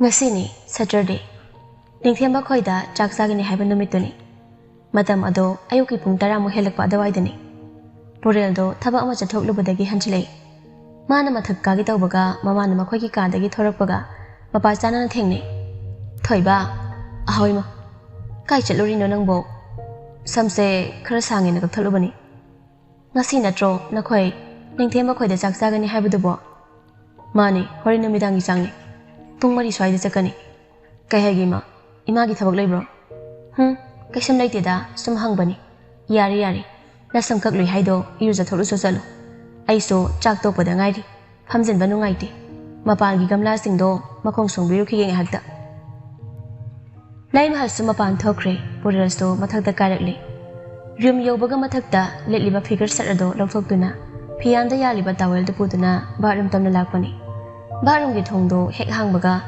ꯃꯅꯨꯡꯗ ꯂꯩꯔꯝꯕ ꯏꯪꯉꯦꯜꯗꯣ ꯈꯪꯄ꯭ꯔꯦꯛ ꯈꯪꯅ ꯂꯥꯎꯔꯛꯏ ꯏꯃꯥ ꯄꯨꯔꯦꯜꯁꯨ ꯏꯈꯪ ꯈꯪꯂꯦ ꯏꯪꯉꯦꯜ ꯂꯩꯔꯝꯒꯅꯤ ꯍꯥꯏꯕ ꯚꯥꯞ ꯇꯧꯔꯨꯗꯕꯅꯤ ꯊꯣꯡꯗꯨꯁꯨ ꯈꯖꯤꯛꯇꯤ ꯀꯟꯅ ꯍꯥꯡꯈ꯭ꯔꯦ ꯑꯗꯨꯅ ꯊꯣꯡ ꯃꯅꯥꯛꯇ ꯐꯝꯗꯨꯅ ꯐꯤ ꯁꯨꯔꯝꯕ ꯏꯪꯉꯦꯜꯗꯣ ꯊꯣꯡ ꯍꯥꯡꯗꯣꯔꯛꯄꯗꯨꯗ ꯈꯖꯤꯛ ꯊꯦꯡꯈ꯭ꯔꯦ ꯏꯪꯉꯦꯜꯅ ꯐꯝꯂꯝꯂꯤꯕ ꯐꯤꯕꯝꯗꯨ ꯌꯦꯡꯂꯒ ꯄꯨꯔꯦꯜꯅ ꯐꯤ ꯁꯨꯕꯕꯨ ꯊꯣꯡꯖꯨꯁꯤꯗ ꯐꯝꯂꯒ ꯀꯅꯥ ꯁꯨꯅꯒꯦ ꯐꯤꯁꯦ ꯈꯔ ꯌꯥꯝꯕꯁꯤꯗ ꯋꯥꯁꯤꯡ ꯃꯦꯆꯤꯟ ꯂꯩꯔꯤꯁꯦ ꯀꯩꯗꯧꯅꯕꯅꯣ ꯁꯣ ꯇꯧꯕꯒꯤ ꯈꯤꯜꯂꯤꯔꯣ ꯋꯥꯁꯤꯡ ꯃꯦꯆꯤꯟꯁꯤꯅ ꯅꯠꯇꯦ ꯌꯥꯝꯕꯧ ꯅꯠꯇ꯭ꯔꯕꯗꯤ ꯋꯥꯁꯤꯡ ꯃꯦꯆꯤꯟꯁꯤꯗ ꯁꯨꯕ ꯀꯩꯗꯧꯒꯦ ꯐꯤ ꯑꯉꯧꯕ ꯈꯔ ꯌꯥꯎꯋꯦ ꯑꯗꯨꯒꯤ ꯈꯨꯠꯅ ꯁꯨꯝ ꯁꯨꯔꯝꯕꯅꯦ ꯌꯥꯝꯕꯧ ꯏꯔꯨꯖꯒꯦ ꯍꯥꯏꯔꯣ ꯍꯣ ꯕꯥꯠꯔꯨꯝꯗ ꯑꯩ ꯊꯥꯕꯜ ꯆꯣꯡꯒꯦ ꯕꯥꯇꯤꯜ ꯃꯌꯥꯝꯁꯤꯒ ꯏꯪꯉꯦꯜ ꯀꯔꯤꯁꯨ ꯈꯨꯝꯂꯨꯗ꯭ꯔꯦ ꯃꯥꯅ ꯐꯤ ꯁꯨꯕ ꯂꯣꯏꯗ꯭ꯔꯤꯕꯒꯤ ꯑꯆꯥꯏꯕꯁꯤꯡꯗꯣ ꯅꯥꯀꯜ ꯑꯃꯗ ꯄꯨꯂꯞ ꯊꯩꯖꯤꯟꯗꯨꯅ ꯊꯝꯃꯤ ꯌꯥꯝꯕꯧ ꯍꯥꯟꯅ ꯂꯣꯏꯁꯤꯟꯖꯔꯣ ꯑꯩ ꯇꯞꯅ ꯁꯨꯔꯒꯦ ꯋꯥꯍꯩꯁꯤ ꯍꯥꯏꯗꯨꯅ ꯊꯧꯔꯛꯂꯦ ꯃꯥꯅ ꯃꯄꯥꯟ ꯌꯧꯗ꯭ꯔꯤꯉꯩ ꯃꯄꯥꯟꯗ ꯂꯦꯞꯂꯝꯕ ꯄꯨꯔꯦꯜꯁꯨ ꯕꯥꯠꯔꯨꯝꯗ ꯆꯪꯂꯛꯄꯅꯤ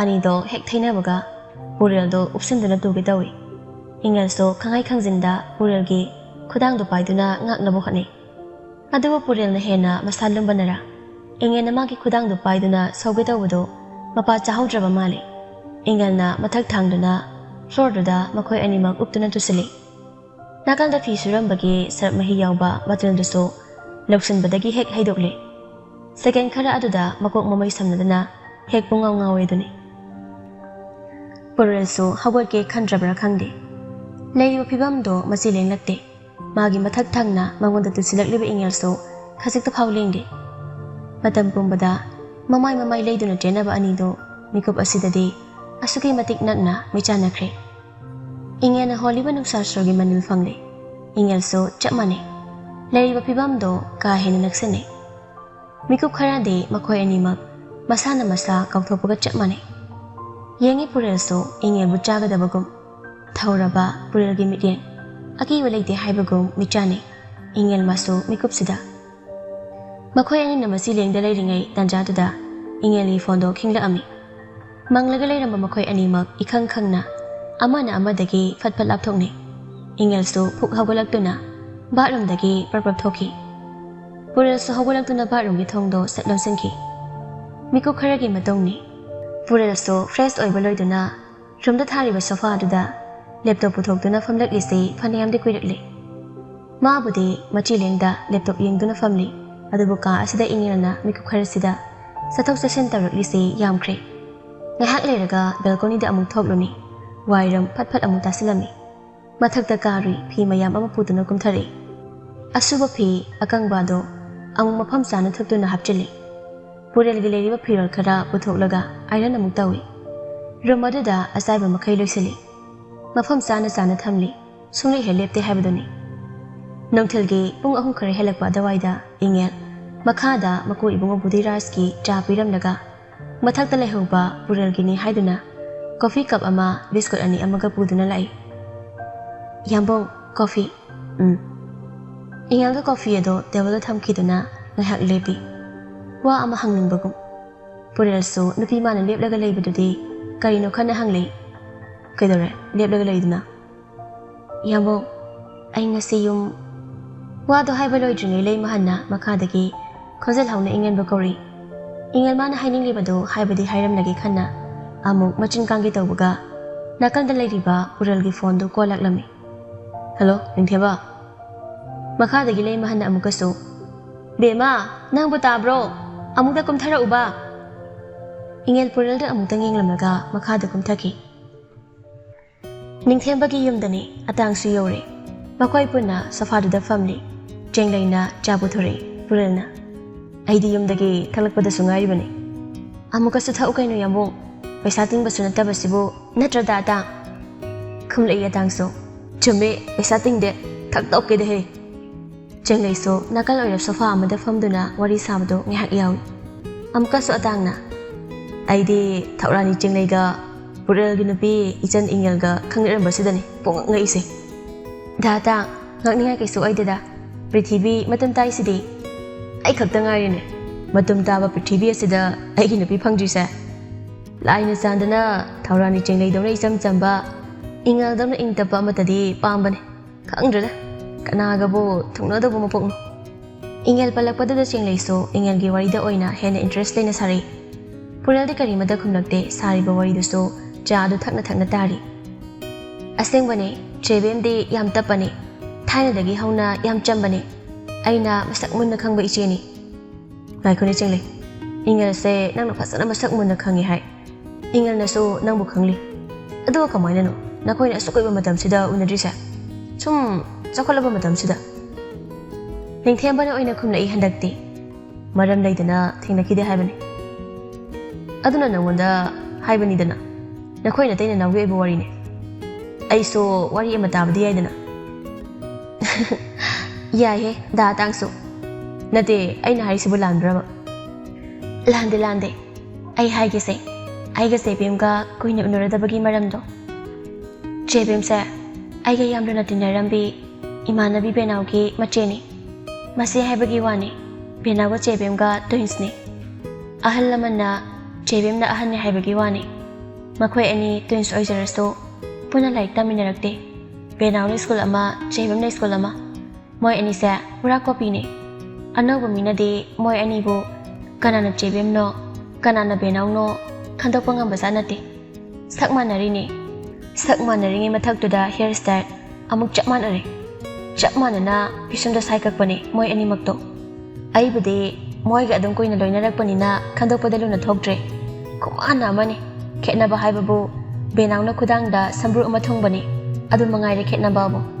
Chebem sa yamna ingtapani. Angang oringai dagi hauna. Aduga Benau na pura ngauri phairini. Ningthemba na adudi nang so ngauri dudi. Hada muti senglay do khonjal khaji olay. Yangang pokpi bazar da khangau dana pokhair ki bom na pan na Benau do mafam da khutak da magi array boy ki hai. Ma hospital phauba yauki de hai. Atang na jenglay de yenglay. Jenglay de yenglam laba matong Purel da amuk yenglakpada Purel do mamai luk tharap leirambado atang na uri. Makadi jenglay. Chebem se aikoina class 8 karapada accident macha amadagi magi khanau da sokiduna matam kharama lonthok tabigum lekhibani. Adugi matam dadi Chethaba so yom pandri. Chethaba na yumgi sangi sang thongauraga Chebem ga mama ga na yengang pokpi da leiba boarding amagi chak thongba chatli hai. Chebem na mama gi mateng tawba chatli. Aduga Benau na aige school amada taminaraga boarding da puna leiminarakpani. Class 11 loikibagi suti da mayum da chatkibani. Mana chatkiba hek nongan baga ahan ba oina. Nahan kay Chebem na mama gi matong ilaga chatpado. Masu chatningi haidana numit ado mama gi matong induna chatki hai. Aduda mama na chak thongpham da leihawraga mana dukan da thorakpada bom ado pokhairakpani. Bom thanam liba adugi manak nakna mana lepi hai. Aduna ma yam sathina bom aduna pali hai. Purel famlam badagi phuk hawalaklaga. Asengba jenglay nang haisa. Ingel se asengba gi maron thoktabra. Haujikti tho asidi hanagi wani. ꯕꯦꯅꯥꯎꯅ ꯂꯩꯈꯤꯗ꯭ꯔꯤꯕ ꯏꯀꯨꯏ ꯀꯨꯏꯗꯅ ꯕꯕꯥꯁꯨ BP stock ꯇꯧꯔꯛꯄꯅꯤ ꯑꯁ ꯑꯩ ꯅꯤꯡꯁꯤꯡꯂꯨꯔꯒꯗꯤ ꯍꯧꯖꯤꯛꯁꯨ ꯑꯩ ꯌꯥꯝ ꯀꯞꯅꯤꯡꯉꯤ ꯑꯩ ꯕꯦꯅꯥꯎꯒꯤ ꯑꯁꯇꯤ ꯁꯣꯔꯥ ꯂꯣꯏꯅ ꯌꯥꯎꯔꯝꯃꯤ ꯑꯗꯨꯒꯤ ꯃꯇꯨꯡꯗꯗꯤ ꯃꯃꯥ ꯑꯩꯈꯣꯏ ꯕꯕꯥ ꯑꯩꯈꯣꯏ ꯎꯔꯒ ꯑꯩꯅ ꯌꯨꯝꯗꯨꯗ ꯆꯠꯄꯗ ꯕꯦꯅꯥꯎꯕꯨ ꯌꯥꯝ ꯅꯤꯡꯁꯤꯡꯉꯤ ꯑꯩꯕꯨ ꯎꯔꯒ ꯏꯃꯥꯈꯣꯏ ꯆꯦꯕꯦꯝꯈꯣꯏꯁꯨ ꯕꯦꯅꯥꯎꯕꯨ ꯅꯤꯡꯁꯤꯡꯕ ꯍꯦꯟꯕꯅꯤ ꯑꯩ ꯐꯥꯊꯕ ꯉꯝꯗꯅ ꯀꯞꯄ ꯌꯥꯎꯈꯤ ꯑꯗꯨꯅ ꯑꯩ ꯑꯗꯨꯝ ꯆꯠꯈꯤꯗ꯭ꯔꯦ ꯕꯦꯅꯥꯎꯒꯤ ꯆꯍꯤꯒꯤ ꯎꯁꯣꯞ ꯂꯣꯏꯕꯒ ꯕꯕꯥꯅ ꯂꯧ ꯇꯪꯈꯥꯏ ꯑꯃ ꯍꯦꯟꯅ ꯌꯣꯟꯊꯣꯛꯂꯒ ꯆꯦꯕꯦꯝꯒꯤ ꯑꯣꯄꯔꯦꯁꯟ ꯇꯧꯈꯤ ꯍꯥꯏꯅ ꯑꯩꯈꯣꯏ ꯅꯦꯅꯦꯅ ꯑꯩꯉꯣꯟꯗ ꯇꯝꯃꯛꯈꯤꯕꯅꯤ ꯑꯩꯁꯨ ꯑꯃꯨꯛꯐꯥꯎ ꯆꯠꯂꯨꯗ꯭ꯔꯕꯅꯤꯅ ꯍꯧꯖꯤꯛꯀꯤ ꯐꯤꯕꯝꯗꯤ ꯀꯔꯤꯃꯠꯇ ꯈꯪꯗ꯭ꯔꯦ ꯆꯦꯕꯦꯝꯗꯣ ꯌꯥꯝ ꯋꯥꯖꯔꯛꯄꯅꯤ ꯃꯐꯤ ꯃꯔꯣꯜ ꯐꯥꯎꯕ ꯏꯪꯊꯤ ꯅꯨꯡꯉꯥꯏꯅ ꯃꯅꯤꯡꯇꯝꯅ ꯁꯦꯠꯄ ꯐꯪꯂꯛꯇꯕꯅꯤ ꯏꯪꯊꯝꯊꯥꯒꯤ ꯃꯇꯝꯗ ꯐꯥꯎ ꯈꯣꯡꯗ ꯃꯣꯖꯥ ꯇꯣꯡꯒꯅꯤ ꯈꯪꯗꯕꯅꯤ ꯍꯥꯎꯐꯤ ꯑꯃꯒ ꯑꯗꯨꯝ ꯌꯥꯝꯕꯨꯡ ꯆꯦꯕꯦꯝꯗ ꯂꯨꯅ ꯇꯧꯕꯤꯌꯨꯀꯣ ꯀꯔꯤꯒꯨꯝꯕ ꯉꯁꯤꯁꯨ ꯑꯩꯈꯣꯏ ꯃꯌꯥꯝꯒꯤ ꯂꯛꯇ ꯕꯦꯅꯥꯎꯅ ꯂꯩꯔꯝꯂꯗꯤ ngasi ay na yambong da jebe embo ije mangni khana hairi ba wa mayam se ma na hena cheksina hairam gani chenglegi wa du tar ba matong ningsing lei ngasi dagi tharaga chahi nipal gi mamang da hotel nupi amaga ma gori saki bado ningsing lei flashback imabo aina tancha ba lakwa matam da nupi masa ma he lakwa ubudo imabo ma du no mata wa ngang de masagi wa ngang da banara natragana ꯑꯩꯒꯤꯁꯦ ꯁꯨꯝ ꯑꯩꯅ ꯊꯦꯡꯅꯕ ꯈꯨꯗꯤꯡꯗ ꯑꯗꯨꯝ ꯇꯨꯃꯤꯟꯅ ꯇꯟꯗꯨ ꯂꯧꯔꯒ ꯑꯗꯨꯝ ꯍꯦꯛ ꯆꯠꯈꯤꯕꯗꯨꯗ ꯏꯕꯨꯡꯉꯣ ꯃꯔꯥꯏꯕꯛ ꯊꯤꯕ ꯍꯥꯏꯕꯗꯨꯅꯤ ꯃꯥꯗꯤ ꯃꯔꯣꯜ ꯊꯣꯛꯇꯦ ꯍꯥꯏ ꯃꯃꯥ ꯄꯨꯛꯅꯨꯡꯗꯒꯤ ꯁꯣꯏꯔꯛꯄꯁꯨ ꯅꯠꯇ ꯃꯥꯜꯂꯦ ꯑꯩꯈꯣꯏꯅ ꯅꯤꯡꯐꯨꯡ ꯇꯥꯕꯗꯗꯤ ꯑꯦꯛꯁꯤꯗꯦꯟ ꯑꯃ ꯊꯣꯛꯄꯗꯒꯤꯅꯤ ꯍꯥꯏꯅ ꯇꯥꯏ ꯗꯣꯛꯇꯔꯅ ꯑꯣꯄꯔꯦꯁꯟ ꯑꯃꯒ ꯇꯧꯔꯒ ꯂꯥꯏꯕꯛ ꯆꯥꯡ ꯌꯦꯡꯕ ꯍꯥꯏꯗꯅ ꯍꯥꯏꯅꯩ ꯃꯥꯒꯤ ꯃꯃꯥꯗꯣ ꯁ꯭ꯋꯥꯏꯗ ꯂꯩꯕ ꯕꯣꯔꯗꯤꯡ ꯑꯃꯒꯤ ꯆꯥꯛ ꯊꯣꯡꯉꯤ ꯍꯥꯏ ꯑꯌꯨꯛ ꯉꯟꯅ ꯂꯥꯛꯂꯒ ꯍꯣꯠꯅꯕꯖꯥꯅꯤ ꯃꯃꯥꯒꯤ ꯃꯇꯦꯡ ꯄꯥꯡꯕ ꯑꯣꯏꯅ ꯃꯆꯥꯅꯨꯄꯤꯁꯤꯁꯨ ꯌꯥꯎꯔꯛꯂꯤꯅꯤ ꯀꯅꯥꯅꯣ ꯀꯔꯤꯅꯣ ꯃꯨꯟꯅ ꯈꯪꯂꯨꯗ꯭ꯔꯕꯁꯨꯅꯦ ꯃꯃꯥ ꯃꯆꯥꯒꯤ ꯃꯇꯧꯅꯅꯦ ꯅꯨꯡꯁꯤꯕ ꯄꯣꯛꯄꯖꯥꯅꯤꯗ ꯅꯨꯄꯤ ꯃꯆꯥ ꯑꯁꯤꯁꯨ ꯃꯁꯛ ꯃꯇꯧ ꯏꯐ ꯐꯖꯔꯗꯅ ꯃꯔꯥꯏꯕꯛ ꯊꯤꯕ ꯍꯥꯏꯕꯗꯨꯅꯤ ꯃꯈꯣꯏꯅ ꯉꯝꯖꯔꯒ ꯂꯥꯌꯦꯡꯂꯕꯗꯤꯅꯦ ꯏꯁꯣꯔꯅ ꯆꯥꯟꯕꯤꯕ ꯑꯣꯏꯁꯅꯨ ꯄꯨꯔꯦꯜ ꯐꯝꯂꯝꯕꯗꯒꯤ ꯐꯨꯛ ꯍꯧꯒꯠꯂꯛꯂꯒ ꯑꯗꯥ ꯑꯩ ꯆꯠꯂꯒꯦ ꯅꯤꯡꯊꯦꯝꯕ ꯑꯩ ꯆꯠꯂꯒꯦ ꯉꯁꯤꯒꯤꯗꯤ ꯆꯥꯛ ꯆꯥꯕꯗꯣ ꯑꯩ ꯌꯥꯎꯔꯣꯏ ꯑꯩ ꯆꯠꯂꯦ ꯅꯤꯡꯊꯦꯝꯕ ꯄꯨꯔꯦꯜꯒꯤ ꯃꯇꯧ ꯑꯗꯨꯗ ꯅꯤꯡꯊꯦꯝꯕꯒ ꯆꯦꯡꯂꯩꯒꯗꯣ ꯇꯤꯡꯉꯛ ꯏꯉꯛꯉꯛꯂꯦ ꯅꯤꯡꯊꯦꯝꯕꯅ ꯀꯩꯗꯧꯔꯒꯦ ꯆꯥꯛ ꯆꯥꯕ ꯂꯥꯛꯂꯒ ꯅꯪ ꯆꯥꯗꯕꯤ ꯀꯩꯒꯤ ꯍꯟꯗꯣꯏꯅꯣ ꯀꯩ ꯅꯪ ꯇꯧꯈꯠꯂꯛꯏꯁꯤꯕꯣ ꯀꯩꯗꯧꯔꯒꯦ ꯌꯥꯝꯕꯣ ꯑꯩ ꯀꯩꯁꯨꯝ ꯇꯧꯗꯦ ꯆꯦꯡꯂꯩ ꯅꯤꯡꯊꯦꯝꯕ ꯑꯩ ꯆꯠꯂꯒꯦꯀꯣ ꯑꯇꯥꯡ ꯑꯩ ꯌꯨꯝꯗ ꯆꯠꯂꯒꯦ ꯑꯇꯥꯡ ꯇꯞꯅ ꯈꯨꯝꯂꯛꯏ ꯄꯨꯡꯁꯨ ꯌꯥꯝ ꯉꯜꯂꯤ ꯆꯥꯛꯀ ꯆꯥꯔꯒ ꯇꯞꯅ ꯆꯠꯂꯣ ꯅꯤꯡꯊꯦꯝꯕꯅ ꯅꯨꯡꯉꯥꯏꯔꯤꯅꯦ ꯅꯪꯕꯣ ꯑꯇꯥꯡ ꯑꯩ ꯁꯤꯗꯒꯤ ꯍꯦꯟꯅ ꯑꯃꯨꯛ ꯊꯦꯡꯊꯍꯟꯅꯤꯡꯗ꯭ꯔꯦ ꯑꯩ ꯆꯠꯂꯒꯦ ꯄꯨꯔꯦ ꯂꯩꯔꯤꯕ ꯃꯈꯣꯏꯒꯤ ꯄꯥꯎꯈꯨꯝ ꯑꯃꯠꯇ ꯄꯤꯔꯝꯗ ꯄ꯭ꯔꯕꯞ ꯊꯣꯛꯈꯤ ꯑꯇꯥꯡ ꯂꯦꯞꯂꯝꯕꯗꯒꯤ ꯁꯣꯐꯥꯗꯨꯗ ꯐꯝꯊꯗꯨꯅ ꯍꯥꯏꯔꯤ ꯍꯌꯨꯝ ꯋꯦꯠ ꯅꯨꯄꯥꯒꯤ ꯁꯛꯂꯣꯟ ꯂꯧꯔꯝꯕ ꯅꯨꯄꯥ ꯑꯃ ꯍꯧꯖꯤꯛꯇꯤ ꯍꯦꯔꯣꯒꯤ ꯂꯣꯟ ꯂꯧꯈꯤꯗꯧꯔꯦ ꯀꯩꯒꯤꯅꯣꯗ ꯃꯥꯅ ꯄ꯭ꯔꯕꯞ ꯆꯠꯈ꯭ꯔꯤꯁꯤꯅ ꯀꯩꯗꯧꯕ ꯌꯥꯎꯔꯒꯦ ꯃꯊꯤ ꯆꯤꯠꯂꯝꯃꯅꯤ ꯑꯗꯨꯅ ꯃꯤꯅ ꯍꯥꯏꯕ ꯐꯥꯎ ꯇꯥꯗꯈꯩ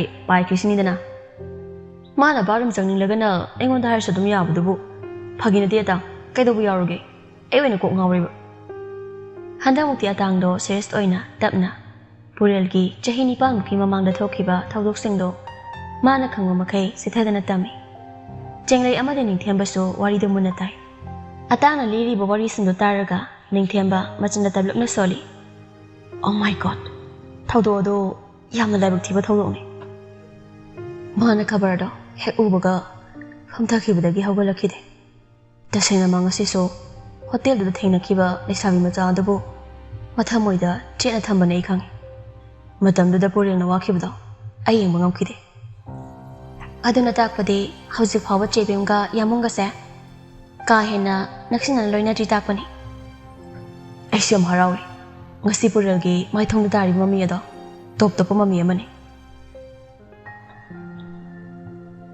ꯁꯣꯝ ꯅꯥꯀꯟꯗꯅ ꯄꯨꯔꯦꯜꯗꯣ ꯌꯥꯝ ꯊꯨꯅ ꯃꯌꯨꯝ ꯌꯧꯔꯛꯏ ꯃꯥꯅ ꯃꯌꯨꯝ ꯌꯧꯔꯛꯄꯒ ꯆꯥꯛꯈꯨꯝꯗ ꯍꯥꯟꯅ ꯄ꯭ꯔꯕꯞ ꯆꯪꯉꯤ ꯃꯃꯥ ꯈꯛꯇꯃꯛ ꯂꯩꯔꯝꯃꯤ ꯂꯩꯃꯍꯟ ꯇꯨꯡ ꯑꯣꯟꯊꯣꯛꯇꯨꯅ ꯂꯦꯞꯄꯅ ꯃꯆꯥꯅꯨꯄꯥꯕꯨ ꯎꯗ꯭ꯔꯦ ꯄꯨꯔꯦꯜ ꯆꯥꯛꯈꯨꯝꯗ ꯏꯪꯉꯦ ꯂꯩꯇꯦ ꯈꯪꯂꯕꯗ ꯃꯈꯣꯏꯒꯤ ꯀꯥ ꯇꯝꯅ ꯑꯃꯨꯛ ꯂꯥꯛꯏ ꯀꯣꯌꯦꯡ ꯌꯦꯡꯉꯤ ꯂꯩꯕ꯭ꯔꯥ ꯍꯥꯏꯅ ꯕꯥꯠꯔꯨꯝ ꯕꯦꯜꯀꯣꯅꯤ ꯀꯣꯏꯊꯤ ꯊꯤꯔꯤ ꯍꯧꯖꯤꯛ ꯄꯨꯔꯦꯜ ꯃꯥꯒꯤ ꯃꯐꯝꯗ ꯑꯣꯏꯔꯤꯕꯁꯤ ꯄꯨꯔꯥ ꯃꯪꯂꯥꯟ ꯑꯃꯅꯤ ꯃꯪꯂꯥꯟꯗ ꯇꯥꯎꯕꯒꯨꯝꯕꯅꯤ ꯊꯃꯣꯏꯗ ꯆꯣꯡꯂꯤꯕ ꯃꯤꯍꯨꯜ ꯈꯣꯡꯖꯦꯜ ꯌꯥꯡꯅ ꯆꯣꯡꯂꯤ ꯃꯤꯠꯂꯨꯗꯅ ꯄꯤꯔꯥꯡ ꯊꯥꯡꯂꯤ ꯆꯤꯟꯕꯥꯜꯗꯁꯨ ꯇꯅꯤꯛ ꯇꯅꯤꯛꯅ ꯏꯉꯦꯜꯕꯨ ꯅꯨꯡꯁꯤꯅ ꯀꯧꯅꯤꯡꯕꯒꯤ ꯈꯧꯔꯥꯡꯕ ꯄꯣꯛꯂꯤ ꯄꯤꯔꯥꯡ ꯊꯥꯡꯂꯕ ꯃꯤꯠ ꯑꯅꯤꯗꯨꯅ ꯏꯉꯦꯜꯕꯨ ꯃꯥꯏꯀꯩ ꯈꯨꯗꯤꯡ ꯊꯤꯔꯤ ꯔꯨꯝꯗ ꯂꯩꯔꯝꯗ꯭ꯔꯕꯗ ꯃꯊꯛꯇ ꯐꯤ ꯂꯧꯁꯤꯟꯕ ꯀꯥꯔꯝꯒꯗ꯭ꯔꯥ ꯈꯟꯅ ꯃꯊꯛ ꯇꯝꯅ ꯑꯃꯨꯛ ꯂꯥꯛꯄꯅꯤ ꯑꯗꯨꯕꯨ ꯃꯊꯛꯇꯁꯨ ꯏꯉꯦꯜ ꯂꯩꯔꯝꯗ꯭ꯔꯦ ꯐꯤꯔꯣꯜꯁꯨ ꯑꯃꯠꯇ ꯐꯥꯎꯕ ꯎꯗ꯭ꯔꯦ ꯃꯈꯥꯗ ꯑꯃꯨꯛ ꯊꯨꯅ ꯀꯨꯝꯂꯛꯂꯒ ꯆꯥꯛꯈꯨꯝꯗ ꯂꯩꯍꯧꯕ ꯃꯃꯥꯒꯤ ꯅꯥꯛꯇ ꯂꯥꯛꯂꯒ ꯏꯃꯥ ꯍꯩꯃꯥ ꯊꯣꯏꯕ ꯅꯪꯗꯤ ꯀꯔꯝ ꯀꯥꯟꯗ ꯂꯥꯛꯏꯕ ꯅꯪꯕꯨ ꯆꯥꯛ ꯆꯥꯔꯛꯀꯅꯤ ꯍꯥꯏꯗꯥꯏꯅꯦ ꯆꯥꯔꯔꯣꯏꯗ꯭ꯔꯣ ꯀꯩꯗꯧꯔꯒꯦ ꯅꯁꯥꯒꯗꯨꯕꯨ ꯏꯐꯤꯡ ꯐꯤꯡꯅ ꯎꯏꯅꯦ ꯀꯩꯗꯧꯔꯒꯦ ꯏꯃꯥ ꯃꯥꯗꯤ ꯀꯅꯥꯅꯣ ꯃꯥ ꯍꯥꯏꯕꯕꯨ ꯏꯉꯦꯜꯗꯤ ꯏꯃꯥ ꯃꯊꯛꯇꯁꯨ ꯌꯦꯡꯂꯨꯔꯦ ꯂꯩꯍꯧꯗꯦ ꯀꯥꯗꯁꯨ ꯂꯩꯍꯧꯗꯦ ꯀꯥꯏ ꯆꯠꯈꯤꯒꯦ ꯑꯣ ꯏꯆꯥꯅ ꯃꯥ ꯍꯥꯏꯔꯤꯁꯤꯗꯤ ꯏꯃꯧꯕꯨ ꯑꯣꯏꯔꯦ ꯀꯩꯗꯧꯔꯦ ꯀꯔꯤ ꯍꯥꯏꯒꯦ ꯍꯥꯏꯕꯅꯣ ꯑꯗꯨ ꯌꯥꯝ ꯐꯤꯡꯅ ꯍꯜꯂꯛꯂꯒ ꯕꯦꯝꯃꯕꯨ ꯍꯪꯂꯤꯗꯣ ꯀꯔꯤꯒꯤꯅꯣ ꯑꯃꯨꯛ ꯆꯩꯕꯤꯒꯦ ꯍꯥꯏꯔꯣ ꯅꯪꯕꯨ ꯆꯩꯔꯣꯏꯗ ꯃꯤꯕꯨ ꯄꯪꯆꯩꯗ ꯆꯩꯕ ꯌꯥꯕ꯭ꯔꯣ ꯅꯪꯗꯤ ꯆꯩꯔꯤꯗꯨꯗꯤ ꯅꯍꯥꯟꯁꯨ ꯏꯁꯤꯡ ꯌꯥꯎꯗꯕꯩꯁꯨ ꯆꯩ ꯑꯗꯒꯤ ꯊꯦꯡꯖꯤꯜꯂꯛꯂꯦ ꯍꯥꯏꯗꯅ ꯏꯃꯧꯅ ꯐꯣꯟ ꯇꯧꯕꯗꯁꯨ ꯅꯪꯅ ꯍꯜꯂꯛꯂꯒ ꯆꯩꯔꯤꯗꯨꯗꯤ ꯅꯪ ꯆꯩꯗꯦ ꯍꯥꯏꯒꯦꯔꯣ ꯑꯗꯨꯗꯤ ꯑꯣꯐꯤꯁꯇ ꯑꯔꯨꯕ ꯃꯤꯇꯤꯡ ꯑꯃ ꯌꯥꯎꯕꯒꯤꯅꯤ ꯅꯪꯅ ꯑꯣꯐꯤꯁꯇ ꯃꯤꯇꯤꯡ ꯇꯧꯕꯅꯤ ꯌꯨꯝꯁꯤꯗꯒꯤ ꯀꯔꯝ ꯍꯥꯏꯅ ꯎꯅꯤ ꯀꯅꯥꯅ ꯈꯪꯅꯤ ꯅꯪ ꯀꯩꯗꯧꯔꯤ ꯍꯥꯏꯕꯗꯨꯗꯤ ꯏꯃꯥ ꯑꯩ ꯃꯇꯨꯡꯗ ꯑꯃꯨꯛ ꯍꯟꯅ ꯃꯔꯝ ꯆꯥꯗꯅ ꯆꯩꯔꯔꯣꯏ ꯑꯗꯣ ꯑꯩ ꯃꯉꯣꯟꯗ ꯌꯥꯝꯅ ꯂꯨꯕ ꯋꯥ ꯑꯃ ꯍꯥꯏꯒꯗꯣꯏꯅꯤ ꯃꯥ ꯀꯥꯏ ꯆꯠꯈꯤꯒꯦ ꯂꯩ ꯃꯍꯜ ꯃꯆꯥ ꯃꯃꯧꯒꯤ ꯂꯩꯅꯔꯤꯕ ꯃꯔꯤꯗꯣ ꯃꯅꯨꯡ ꯍꯨꯠꯅ ꯈꯪꯗ꯭ꯔꯕꯁꯨ ꯈꯔ ꯃꯈꯩꯗꯤ ꯈꯪꯉꯤ ꯃꯆꯥꯅꯨꯄꯥꯅ ꯏꯉꯦꯜꯕꯨ ꯊꯑꯣꯏꯗꯦ ꯍꯥꯏꯕꯁꯨ ꯈꯪꯉꯤ ꯑꯗꯨꯅ ꯍꯥꯏꯔꯛꯏ ꯃꯆꯥꯅꯨꯄꯥꯗ ꯑꯣꯟꯁꯤꯜꯂꯝꯕꯗꯒꯤ ꯇꯨꯡ ꯐꯠ ꯂꯩꯊꯣꯛꯈꯤꯗꯨꯅ ꯑꯩꯕꯨ ꯀꯔꯤ ꯍꯥꯏꯗꯧꯅꯣ ꯈꯪꯗ꯭ꯔꯦꯗ ꯊꯣꯏꯕ ꯀꯔꯤꯕꯨꯅꯣ ꯍꯥꯏꯁꯦ ꯃꯄꯥꯝꯗ ꯆꯠꯈ꯭ꯔꯦ ꯉꯁꯤꯁꯦ ꯍꯜꯂꯛꯂꯣꯏ ꯍꯥꯏꯔꯝꯃꯤ ꯃꯃꯥꯒꯤ ꯋꯥꯗꯨ ꯇꯥꯕꯗ ꯄꯨꯔꯦꯜ ꯉꯛꯅ ꯀꯩꯒꯤꯅꯣ ꯏꯃꯥ ꯃꯥ ꯀꯩꯒꯤ ꯃꯄꯥꯝ ꯆꯠꯂꯤꯅꯣ ꯊꯣꯏꯕ ꯅꯪꯒꯤ ꯅꯨꯄꯤꯅ ꯃꯄꯥꯝꯗ ꯆꯠꯂꯤꯗꯣ ꯅꯪ ꯃꯔꯝ ꯀꯔꯤꯃꯇ ꯈꯪꯗꯕ꯭ꯔꯥ ꯑꯩꯉꯣꯟꯗꯗꯤ ꯀꯩꯁꯨꯝ ꯍꯥꯏꯔꯝꯗꯦ ꯑꯗꯨꯒ ꯀꯩꯒꯤꯅꯣ ꯃꯥꯅ ꯍꯜꯂꯛꯑꯣꯏ ꯍꯥꯏꯗꯨꯅ ꯍꯜꯂꯛꯇ꯭ꯔꯁꯅꯨ ꯅꯪꯅꯁꯨ ꯊꯤꯅ ꯊꯤꯅ ꯆꯩꯕꯤꯔꯤꯗꯨꯕꯨ ꯃꯄꯥꯝꯗ ꯅꯨꯡꯉꯥꯏꯅ ꯂꯩꯖꯔꯁꯅꯨ ꯑꯩꯈꯣꯏꯁꯨ ꯋꯥ ꯑꯃꯠꯇ ꯍꯦꯛ ꯍꯥꯏꯕꯁꯨ ꯉꯝꯗꯦ ꯑꯗꯨꯗ ꯈꯪꯗꯦ ꯑꯩ ꯃꯥ ꯂꯧꯕ ꯆꯠꯂꯨꯈꯤꯒꯦ ꯑꯩ ꯃꯉꯣꯟꯗ ꯍꯥꯏꯒꯗꯕ ꯍꯪꯒꯗꯕ ꯋꯥ ꯑꯃ ꯂꯩ ꯏꯃꯥ ꯑꯩ ꯏꯉꯦꯜꯕꯨ ꯂꯧꯔꯨꯈꯤꯒꯦ ꯍꯩ ꯃꯤ ꯃꯄꯥ ꯅꯥꯗꯅ ꯆꯠꯈꯤꯕꯅꯤꯅꯦ ꯑꯉꯥꯎꯕꯧ ꯑꯉꯧꯗꯣ ꯃꯁꯥ ꯈꯔ ꯍꯦꯟꯅ ꯁꯣꯛꯆꯤꯟꯕꯗꯨꯗ ꯁꯦꯕꯥꯗꯨ ꯂꯩꯇꯕꯒꯤ ꯃꯇꯝ ꯈꯔ ꯂꯩꯔꯨꯒꯦ ꯍꯥꯏꯗꯅ ꯅꯪ ꯕꯕꯥꯒ ꯇꯧꯔꯒ ꯊꯤꯜꯂꯨꯔꯤꯅꯤꯅꯦ ꯄꯨꯔꯦꯜ ꯋꯥ ꯑꯃꯇ ꯈꯨꯝꯂꯝꯗ ꯃꯊꯛꯇ ꯃꯈꯣꯏꯒꯤ ꯔꯨꯝ ꯇꯝꯅ ꯀꯥꯈꯠꯈ꯭ꯔꯦ ꯃꯁꯥꯒꯤ ꯃꯇꯧꯕꯨ ꯌꯦꯡꯗꯨꯅ ꯁꯜꯍꯧꯏ ꯀꯔꯤ ꯇꯧꯔꯖꯥꯠꯅꯣꯅꯦ ꯅꯍꯥꯟꯈꯩꯒꯗꯤ ꯏꯃꯥꯟ ꯃꯥꯟꯅꯗꯦꯗ ꯃꯊꯪꯒꯤ ꯅꯣꯡꯉꯥꯟꯕꯗꯅꯤ ꯑꯌꯨꯛ ꯄꯨꯡ 8 ꯈꯔ ꯍꯦꯜꯂꯛꯄ ꯃꯇꯝꯅꯤ ꯑꯉꯧꯒꯤ ꯌꯨꯝꯗꯅꯤ ꯏꯉꯦꯜꯗꯣ ꯃꯈꯨꯠꯇ ꯗꯨꯛ ꯃꯣꯏꯔꯥ ꯈꯔ ꯍꯩꯔꯥ ꯈꯔꯒ ꯇꯧꯗꯨꯅ ꯏꯃꯨꯡꯗꯒꯤ ꯊꯣꯔꯛꯏ ꯑꯉꯧꯁꯨ ꯃꯥꯡꯒꯣꯜꯗ ꯐꯛ ꯊꯥꯗꯨꯅ ꯐꯝꯂꯤ ꯃꯃꯥ ꯇꯝꯐꯥꯁꯨ ꯑꯉꯧꯒꯤ ꯃꯅꯥꯛꯇ ꯂꯩꯔꯤ ꯃꯆꯥꯅꯨꯄꯤꯅ ꯊꯣꯔꯛꯄꯗꯨꯗ ꯇꯝꯐꯥꯅ ꯕꯦꯝꯃ ꯀꯗꯥꯏꯗꯅꯣ ꯙꯨꯛꯀ ꯄꯥꯏꯔꯤꯗꯨꯅ ꯏꯉꯦꯜꯗꯣ ꯈꯔ ꯀꯞꯂꯨꯔꯕ ꯃꯥꯜꯂꯤ ꯃꯃꯥꯏ ꯃꯃꯤꯠꯇꯣ ꯏꯄꯣꯝ ꯄꯣꯝꯂꯦ ꯃꯈꯣꯟꯒꯗꯣ ꯈꯖꯤꯛ ꯁꯤꯔꯦ ꯏꯃꯥ ꯍꯩ ꯕꯦꯝꯃ ꯅꯪꯕꯨ ꯀꯞꯂꯤꯔꯣ ꯀꯩꯗꯧꯔꯒꯦ ꯏꯆꯥꯕꯣ ꯅꯃꯥꯏ ꯅꯃꯤꯠꯀꯗꯣ ꯏꯉꯥꯡ ꯉꯥꯡꯂꯦ ꯀꯩꯗꯧꯔꯒꯦ ꯀꯩꯁꯨꯝ ꯇꯧꯗꯦ ꯏꯃꯥ ꯅꯪ ꯕꯕꯥꯒꯤ ꯅꯥꯛꯇ ꯉꯥꯛꯇꯪ ꯂꯦꯡꯗꯅ ꯂꯩꯕꯤꯔꯝꯃꯨꯀꯣ ꯑꯩ ꯀꯨꯏꯔꯣꯏ ꯐꯠ ꯂꯥꯛꯀꯦ ꯐꯣꯟꯗ ꯄꯨꯗ꯭ꯔꯦ ꯆꯥꯔꯖ ꯇꯧꯔꯝꯕꯅꯤ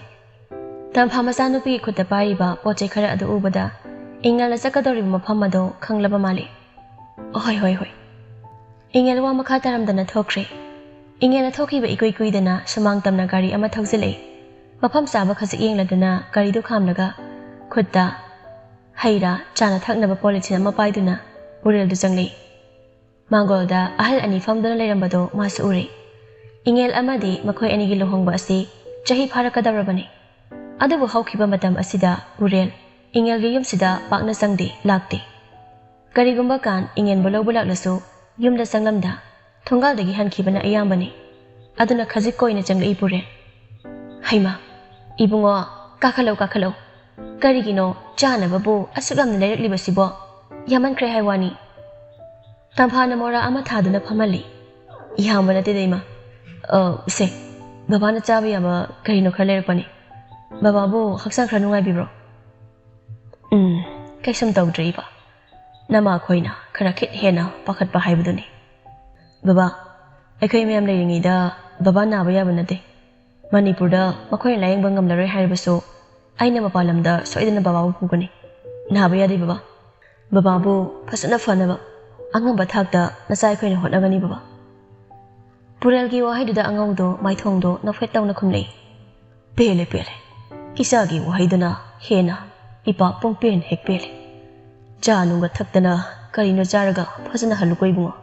Ahoi baba. Ibunga Purel nangbu kari charaklabage ima jalolake. Be madu hojikta thokibada ngairine. Lambidaga thengnaraktro. Oh, thengnaramlaroi. Be mana maikai ama nangna maikai ama lambi punre. Thengnarakte ma. Mabo kadai chakige. Ai maga wa amata sanage haidana lakpani ma. Haima aruba wa oiradi kamdawni adudi. Imana saibau thinge hairabasu baba se mathanda nungai hawrai tawbani. Tamphagi wa haidu tamada Pureldo wakhal charangnari. Ngarang ahengdagini ngasigi numit asuk wana ngaijarakpani. Ingen bu uningbana tamphada hairi. Ima mabu kadai chakrino kayam kurekane. Ai mabu lawruge kari thabu chakrino ima. Tamphado lakak tawi. Ingen nabudi kuirakloi hairami. Masanupina chakribado maram khangbana phat hekta khumbasu ngamde. Purelna wari ama sanagani haibaga masanupina chakribaduga hauji halakani haiba ngamdre. Tanjaduda makhoigi nungtigi sangom thilakpa angang nupa masando sangom thilakle. Madu ubada tamphana nganba hauma chawbi nganba nangbo nakhoi ibok tamugi sangom thiludoi natro. Thendoi Masawbi pakhol amada sigidana ichada. Kahagi masawbi kitawdoino. Tamphado khonjal khajik nemna. Nganba Trebemdo manglomdo chakhibani. Se uraba Trebemgi nupani nabaini. Trebemga wari aruba ama sanagadaba lei haidana laklinine. Trebemdo phonsu paikhidi. Masawbina kauragadobusune nakhoi basawse masangamde. Mathanda thadokpado yadre. Aduna nang nabaise Trebemgi manak phauda nang namuta thingbiram gaira haiba. Ohoi masawi. Purelda moselaktuna ibungo nupa masasiga chatminaro. Be amado kayam kuirakani haiba imanaso haiba ngamdre. Nangsu wari aruba lei haibanina. Nang chatlaga mahabu kauraklo. Ohoi ma. Purel chatlagi haiduna Mangoldagi makhong hek thangdorake tawbaga. Mangoldagi faklangda akangba lei paring siduna thetliba photo ahomduda mityang tari. Ani amadi ahal anigi photo ni. Angaugi mama mapa anigi soidana oigani. Aduga ahal anigi tungda theliba photo adu hek ubada. Purel masado tu sungkiba khanghaude. Theliba photo adu da thariba tarik aduna amuk henna maphamda nungaitaba poi.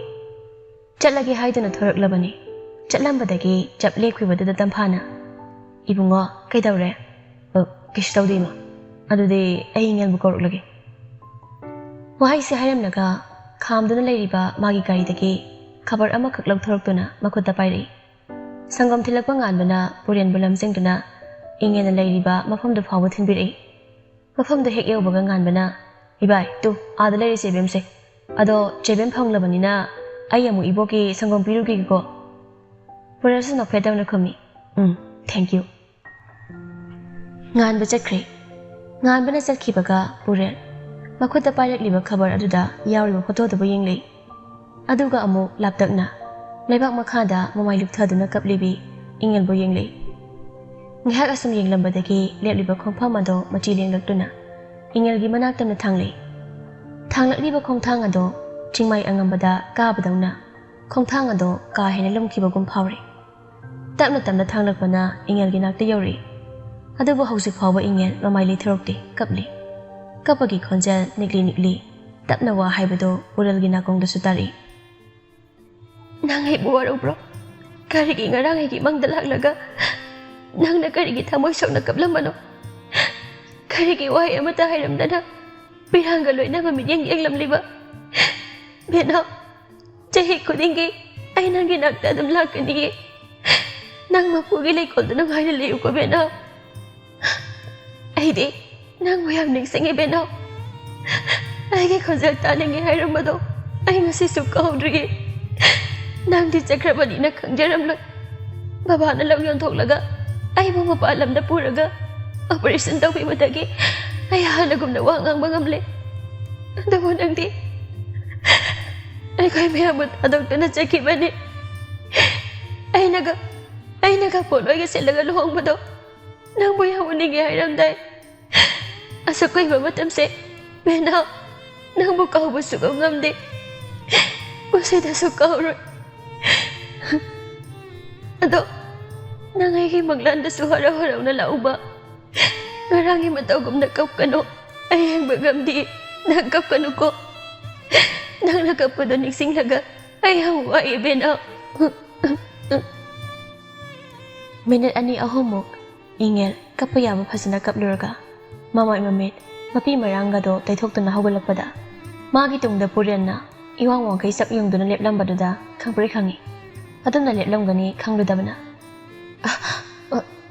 ꯌꯥꯝꯕꯣ ꯃꯐꯝꯁꯤꯗ ꯀꯃꯥꯏꯅ ꯀꯅꯥꯒ ꯂꯥꯛꯀꯦ ꯏꯃꯥꯁꯤꯈꯣꯏ ꯌꯥꯎꯔꯛꯄ꯭ꯔꯣ ꯑꯩ ꯂꯥꯏ ꯈꯨꯔꯨꯝꯂꯝꯕꯅꯦ ꯂꯣꯏꯔꯦ ꯍꯜꯂꯁꯦ ꯋꯥꯍꯩꯁꯦ ꯍꯥꯏꯗꯨꯅ ꯏꯉꯦꯜ ꯃꯥꯡ ꯊꯥꯗꯨꯅ ꯆꯠꯄ ꯍꯧꯏ ꯑꯗꯨꯕꯨ ꯈꯨꯗꯥꯡꯗꯣ ꯄꯨꯔꯦꯜꯅ ꯐꯥꯈ꯭ꯔꯦ ꯏꯉꯦꯜꯁꯨ ꯄꯥꯏꯔꯛꯂꯤꯕ ꯃꯥꯒꯤ ꯈꯨꯗꯥꯡꯗꯨꯗ ꯌꯦꯡꯂꯝꯂꯒ ꯄꯨꯔꯦꯜꯗ ꯑꯃꯨꯛ ꯌꯦꯡꯂꯛꯏ ꯀꯩꯗꯧꯔꯒꯦ ꯌꯥꯝꯕꯣ ꯄꯨꯔꯦꯜ ꯃꯈꯨꯠ ꯑꯃꯅ ꯏꯉꯦꯜꯒꯤ ꯈꯨꯗꯥꯡꯕꯨ ꯆꯦꯠꯅ ꯄꯥꯏꯔꯤ ꯑꯗꯨꯒ ꯃꯈꯨꯠ ꯑꯃꯗ ꯄꯥꯏꯔꯛꯄ ꯈꯕꯔ ꯑꯗꯣ ꯑꯃꯨꯛ ꯌꯦꯡꯂꯛꯏ ꯈꯕꯔꯗ ꯇꯥꯔꯤꯕ ꯁꯛꯇꯝ ꯑꯗꯣ ꯑꯁꯨꯛꯀꯤ ꯃꯇꯤꯛ ꯃꯨꯟꯅ ꯌꯦꯡꯉꯤ ꯑꯗꯨꯒ ꯑꯃꯨꯛ ꯃꯥꯒꯤ ꯃꯥꯡꯗ ꯂꯦꯞꯂꯤꯕ ꯏꯉꯦꯜꯕꯨ ꯆꯥꯒꯗꯕꯒꯨꯝ ꯌꯦꯡꯂꯛꯏ ꯄꯨꯔꯦꯜꯒꯤ ꯅꯍꯥꯟꯈꯩꯒ ꯃꯥꯟꯅꯗꯕ ꯃꯇꯧꯗꯨꯗ ꯏꯉꯦꯜ ꯋꯥꯈꯜ ꯆꯃꯝꯅꯩ ꯑꯃꯨꯛꯁꯨ ꯍꯪꯂꯛꯏ ꯌꯥꯝꯕꯣ ꯀꯩꯗꯧꯔꯒꯦ ꯄꯨꯔꯦꯜ ꯈꯨꯖꯜ ꯈꯖꯤꯡ ꯅꯤꯛꯅ ꯏꯉꯦꯜꯕꯨ ꯌꯥꯝꯅ ꯅꯨꯡꯁꯤꯅ ꯀꯧꯔꯛꯏ ꯏꯉꯦꯜ ꯅꯪ ꯏꯉꯦꯜ ꯄꯨꯔꯦꯜ ꯑꯉꯥꯎꯕ ꯑꯃꯒꯨꯝ ꯃꯃꯥꯏ ꯑꯗꯨ ꯀꯣꯏꯂꯤ ꯂꯤꯗꯨꯅ ꯃꯊꯟꯇ ꯃꯊꯃꯣꯏ ꯄꯦꯟꯅ ꯅꯣꯛꯊꯣꯔꯛꯏ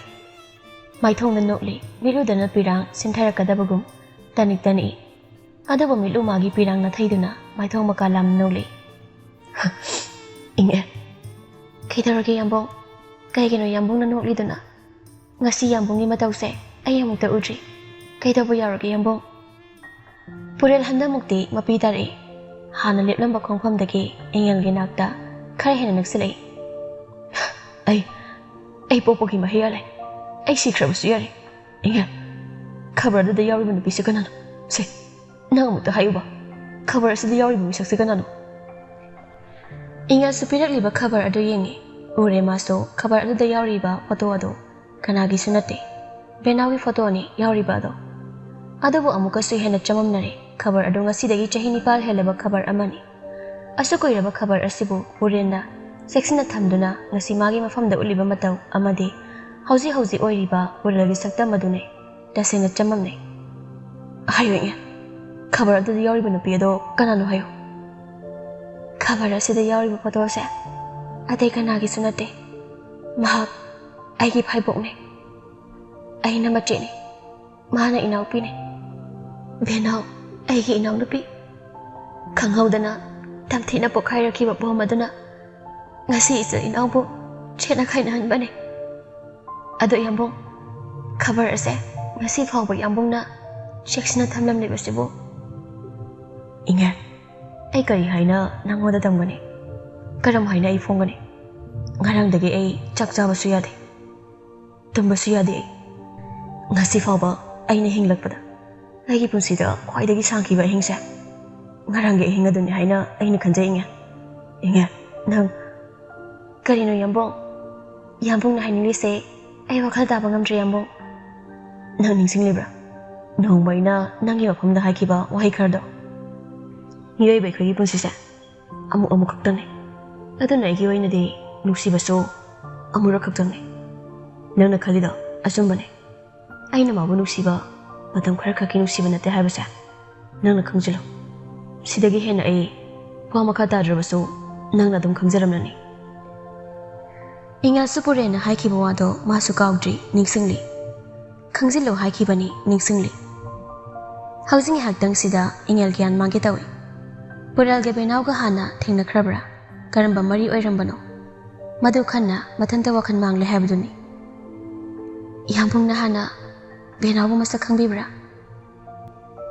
pige nangi wahangi pakum soidena ina pigani adubu nangi pakum ase pijinge ai sunangonda wahang khar hange wai khar so haike ai wanda bo kari hangni lino yambong ngasidagi chahi nipan muki mangda ai yengang bopi bazar da nangmatan chawa changki matamado ingtham tha matamni aina pusigi oina mafamduda ahanba hek changba numit aduda ai misak amakak thengnaki mabu ahanba ubada ai thamoi sida ꯍꯥꯏꯐꯝ ꯈꯪꯗꯕ ꯏꯍꯨꯜ ꯑꯃ ꯆꯣꯡꯂꯛꯈꯤ꯫ ꯃꯥꯒꯤ ꯏꯆꯝ ꯆꯝꯖꯕꯤ ꯃꯇꯧ ꯑꯗꯣ ꯑꯩꯒꯤ ꯊꯃꯣꯏꯅ ꯌꯥꯝꯅ ꯄꯥꯝꯖꯈꯤ, ꯈꯣꯏꯗꯥꯖꯈꯤ꯫ ꯇꯁꯦꯡꯅ ꯑꯩ ꯃꯥꯕꯨ ꯍꯦꯛ ꯎꯔꯨꯕꯗꯒꯤ ꯃꯥꯒꯤ ꯋꯥꯈꯜ ꯈꯛꯇꯅ ꯑꯩꯒꯤ ꯋꯥꯈꯜꯗ ꯄꯨꯡꯌꯣꯝ ꯌꯣꯝꯈꯤ꯫ ꯁꯛꯈꯪꯗꯕꯤ ꯃꯍꯥꯛꯇꯣ ꯅꯨꯡꯇꯤꯒꯤ ꯎꯅꯤꯡꯂꯛꯈꯤ꯫ ꯏꯪꯊꯝꯊꯥꯒꯤ ꯏꯪꯈ꯭ꯔꯕ ꯃꯇꯝ ꯑꯗꯨꯗ ꯑꯌꯨꯛ ꯉꯟꯅ ꯍꯧꯒꯠꯇꯨꯅ ꯁꯒꯣꯜꯕꯟꯗꯒꯤ ꯌꯥꯏꯉꯪꯄꯣꯛꯄꯤ ꯕꯖꯥꯔ ꯇꯝꯅ ꯑꯩ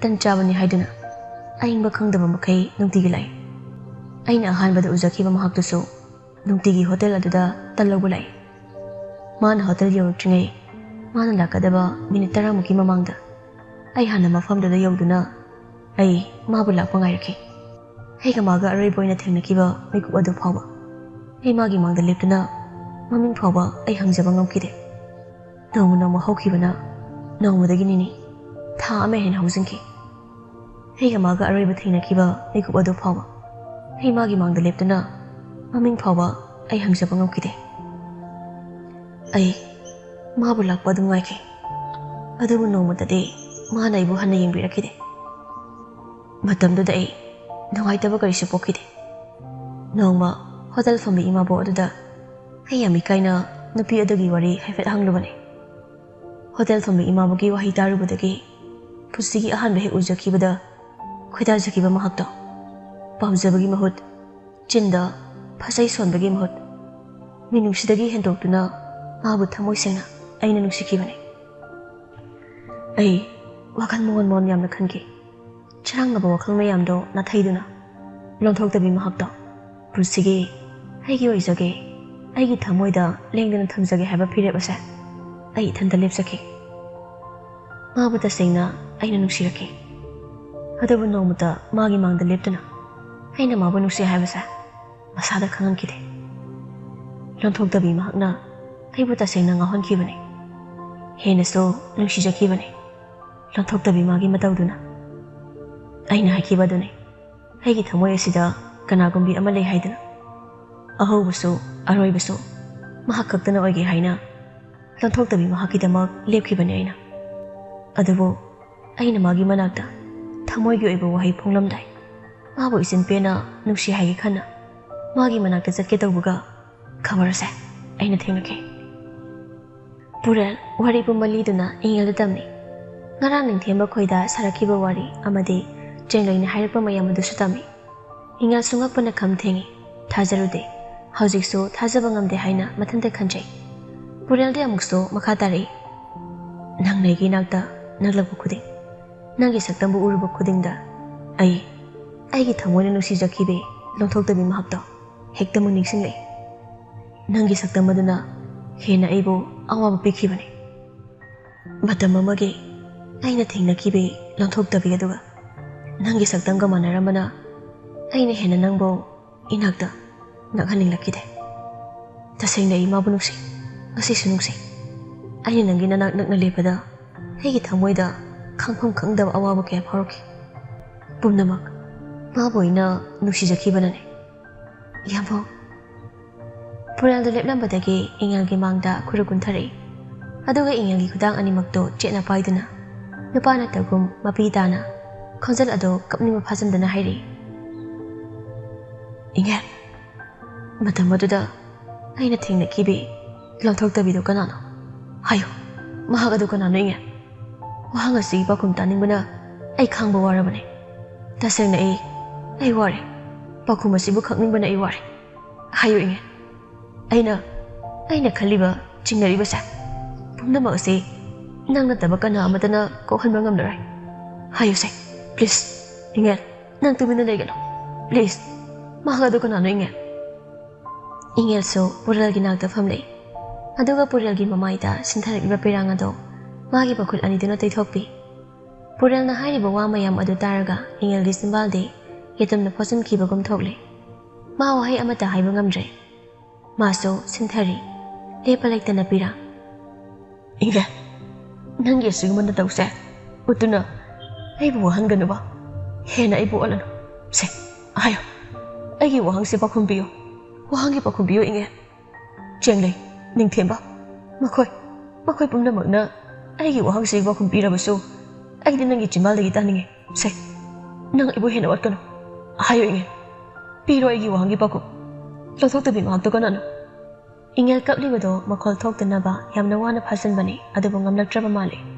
Makol thok na kablak le. Kamna pire Purel ki wahangi paku. Mane. Mata maduda. Yambung na ting na kibi. Lothok tabi do. Natay ka na sanati yambung. Mane.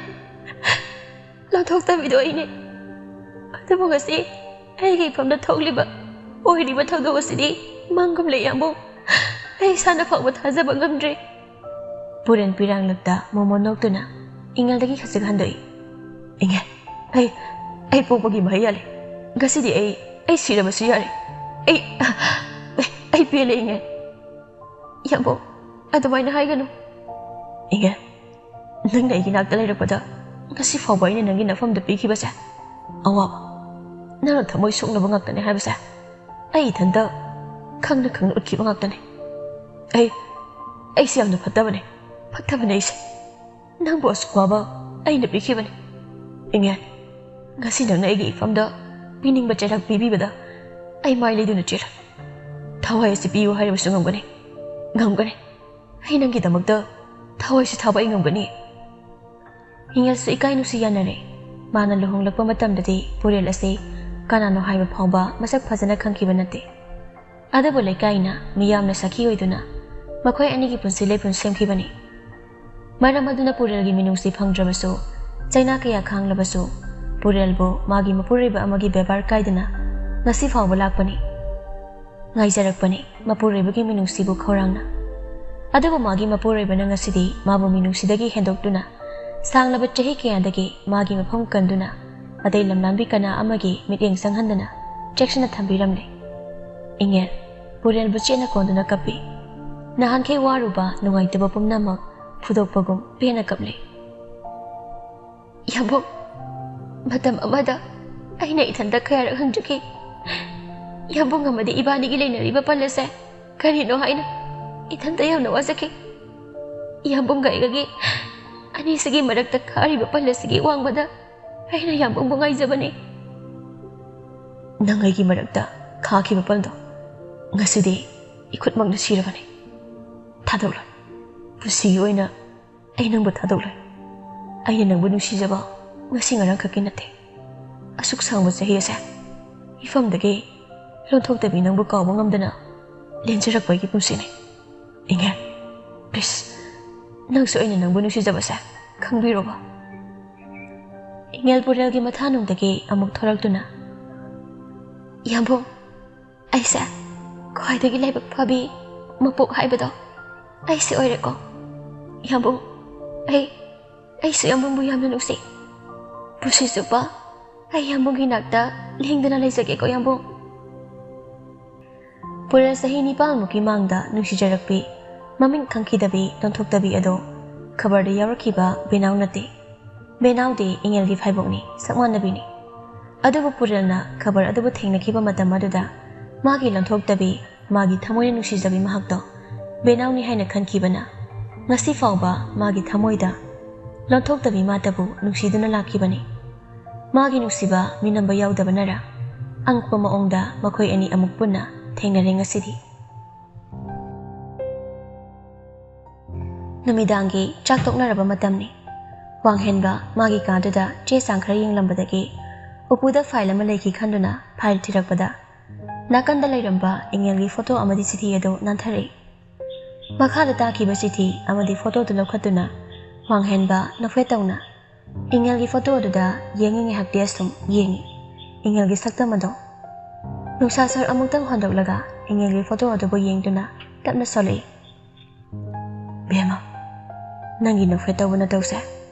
Heibu hanbagumpoy. Photo asida isimpe na kausaba na tana. Namangda leptuna nang boy na nusi na kawangam ganit hazare. Wanghenba birang ihori. Bema, tasay na layam laba. Mapog talit haibato. Mapog to dadi nang sa. Ay gay ba pangzagi ko. Handa mo ki mapog si dadi. Oy kre. Nang ay balwang. Matang mo ki mapog to di. Nang boy ki oy na ꯐꯪꯖꯒꯦꯀꯣ ꯕꯦꯝꯃ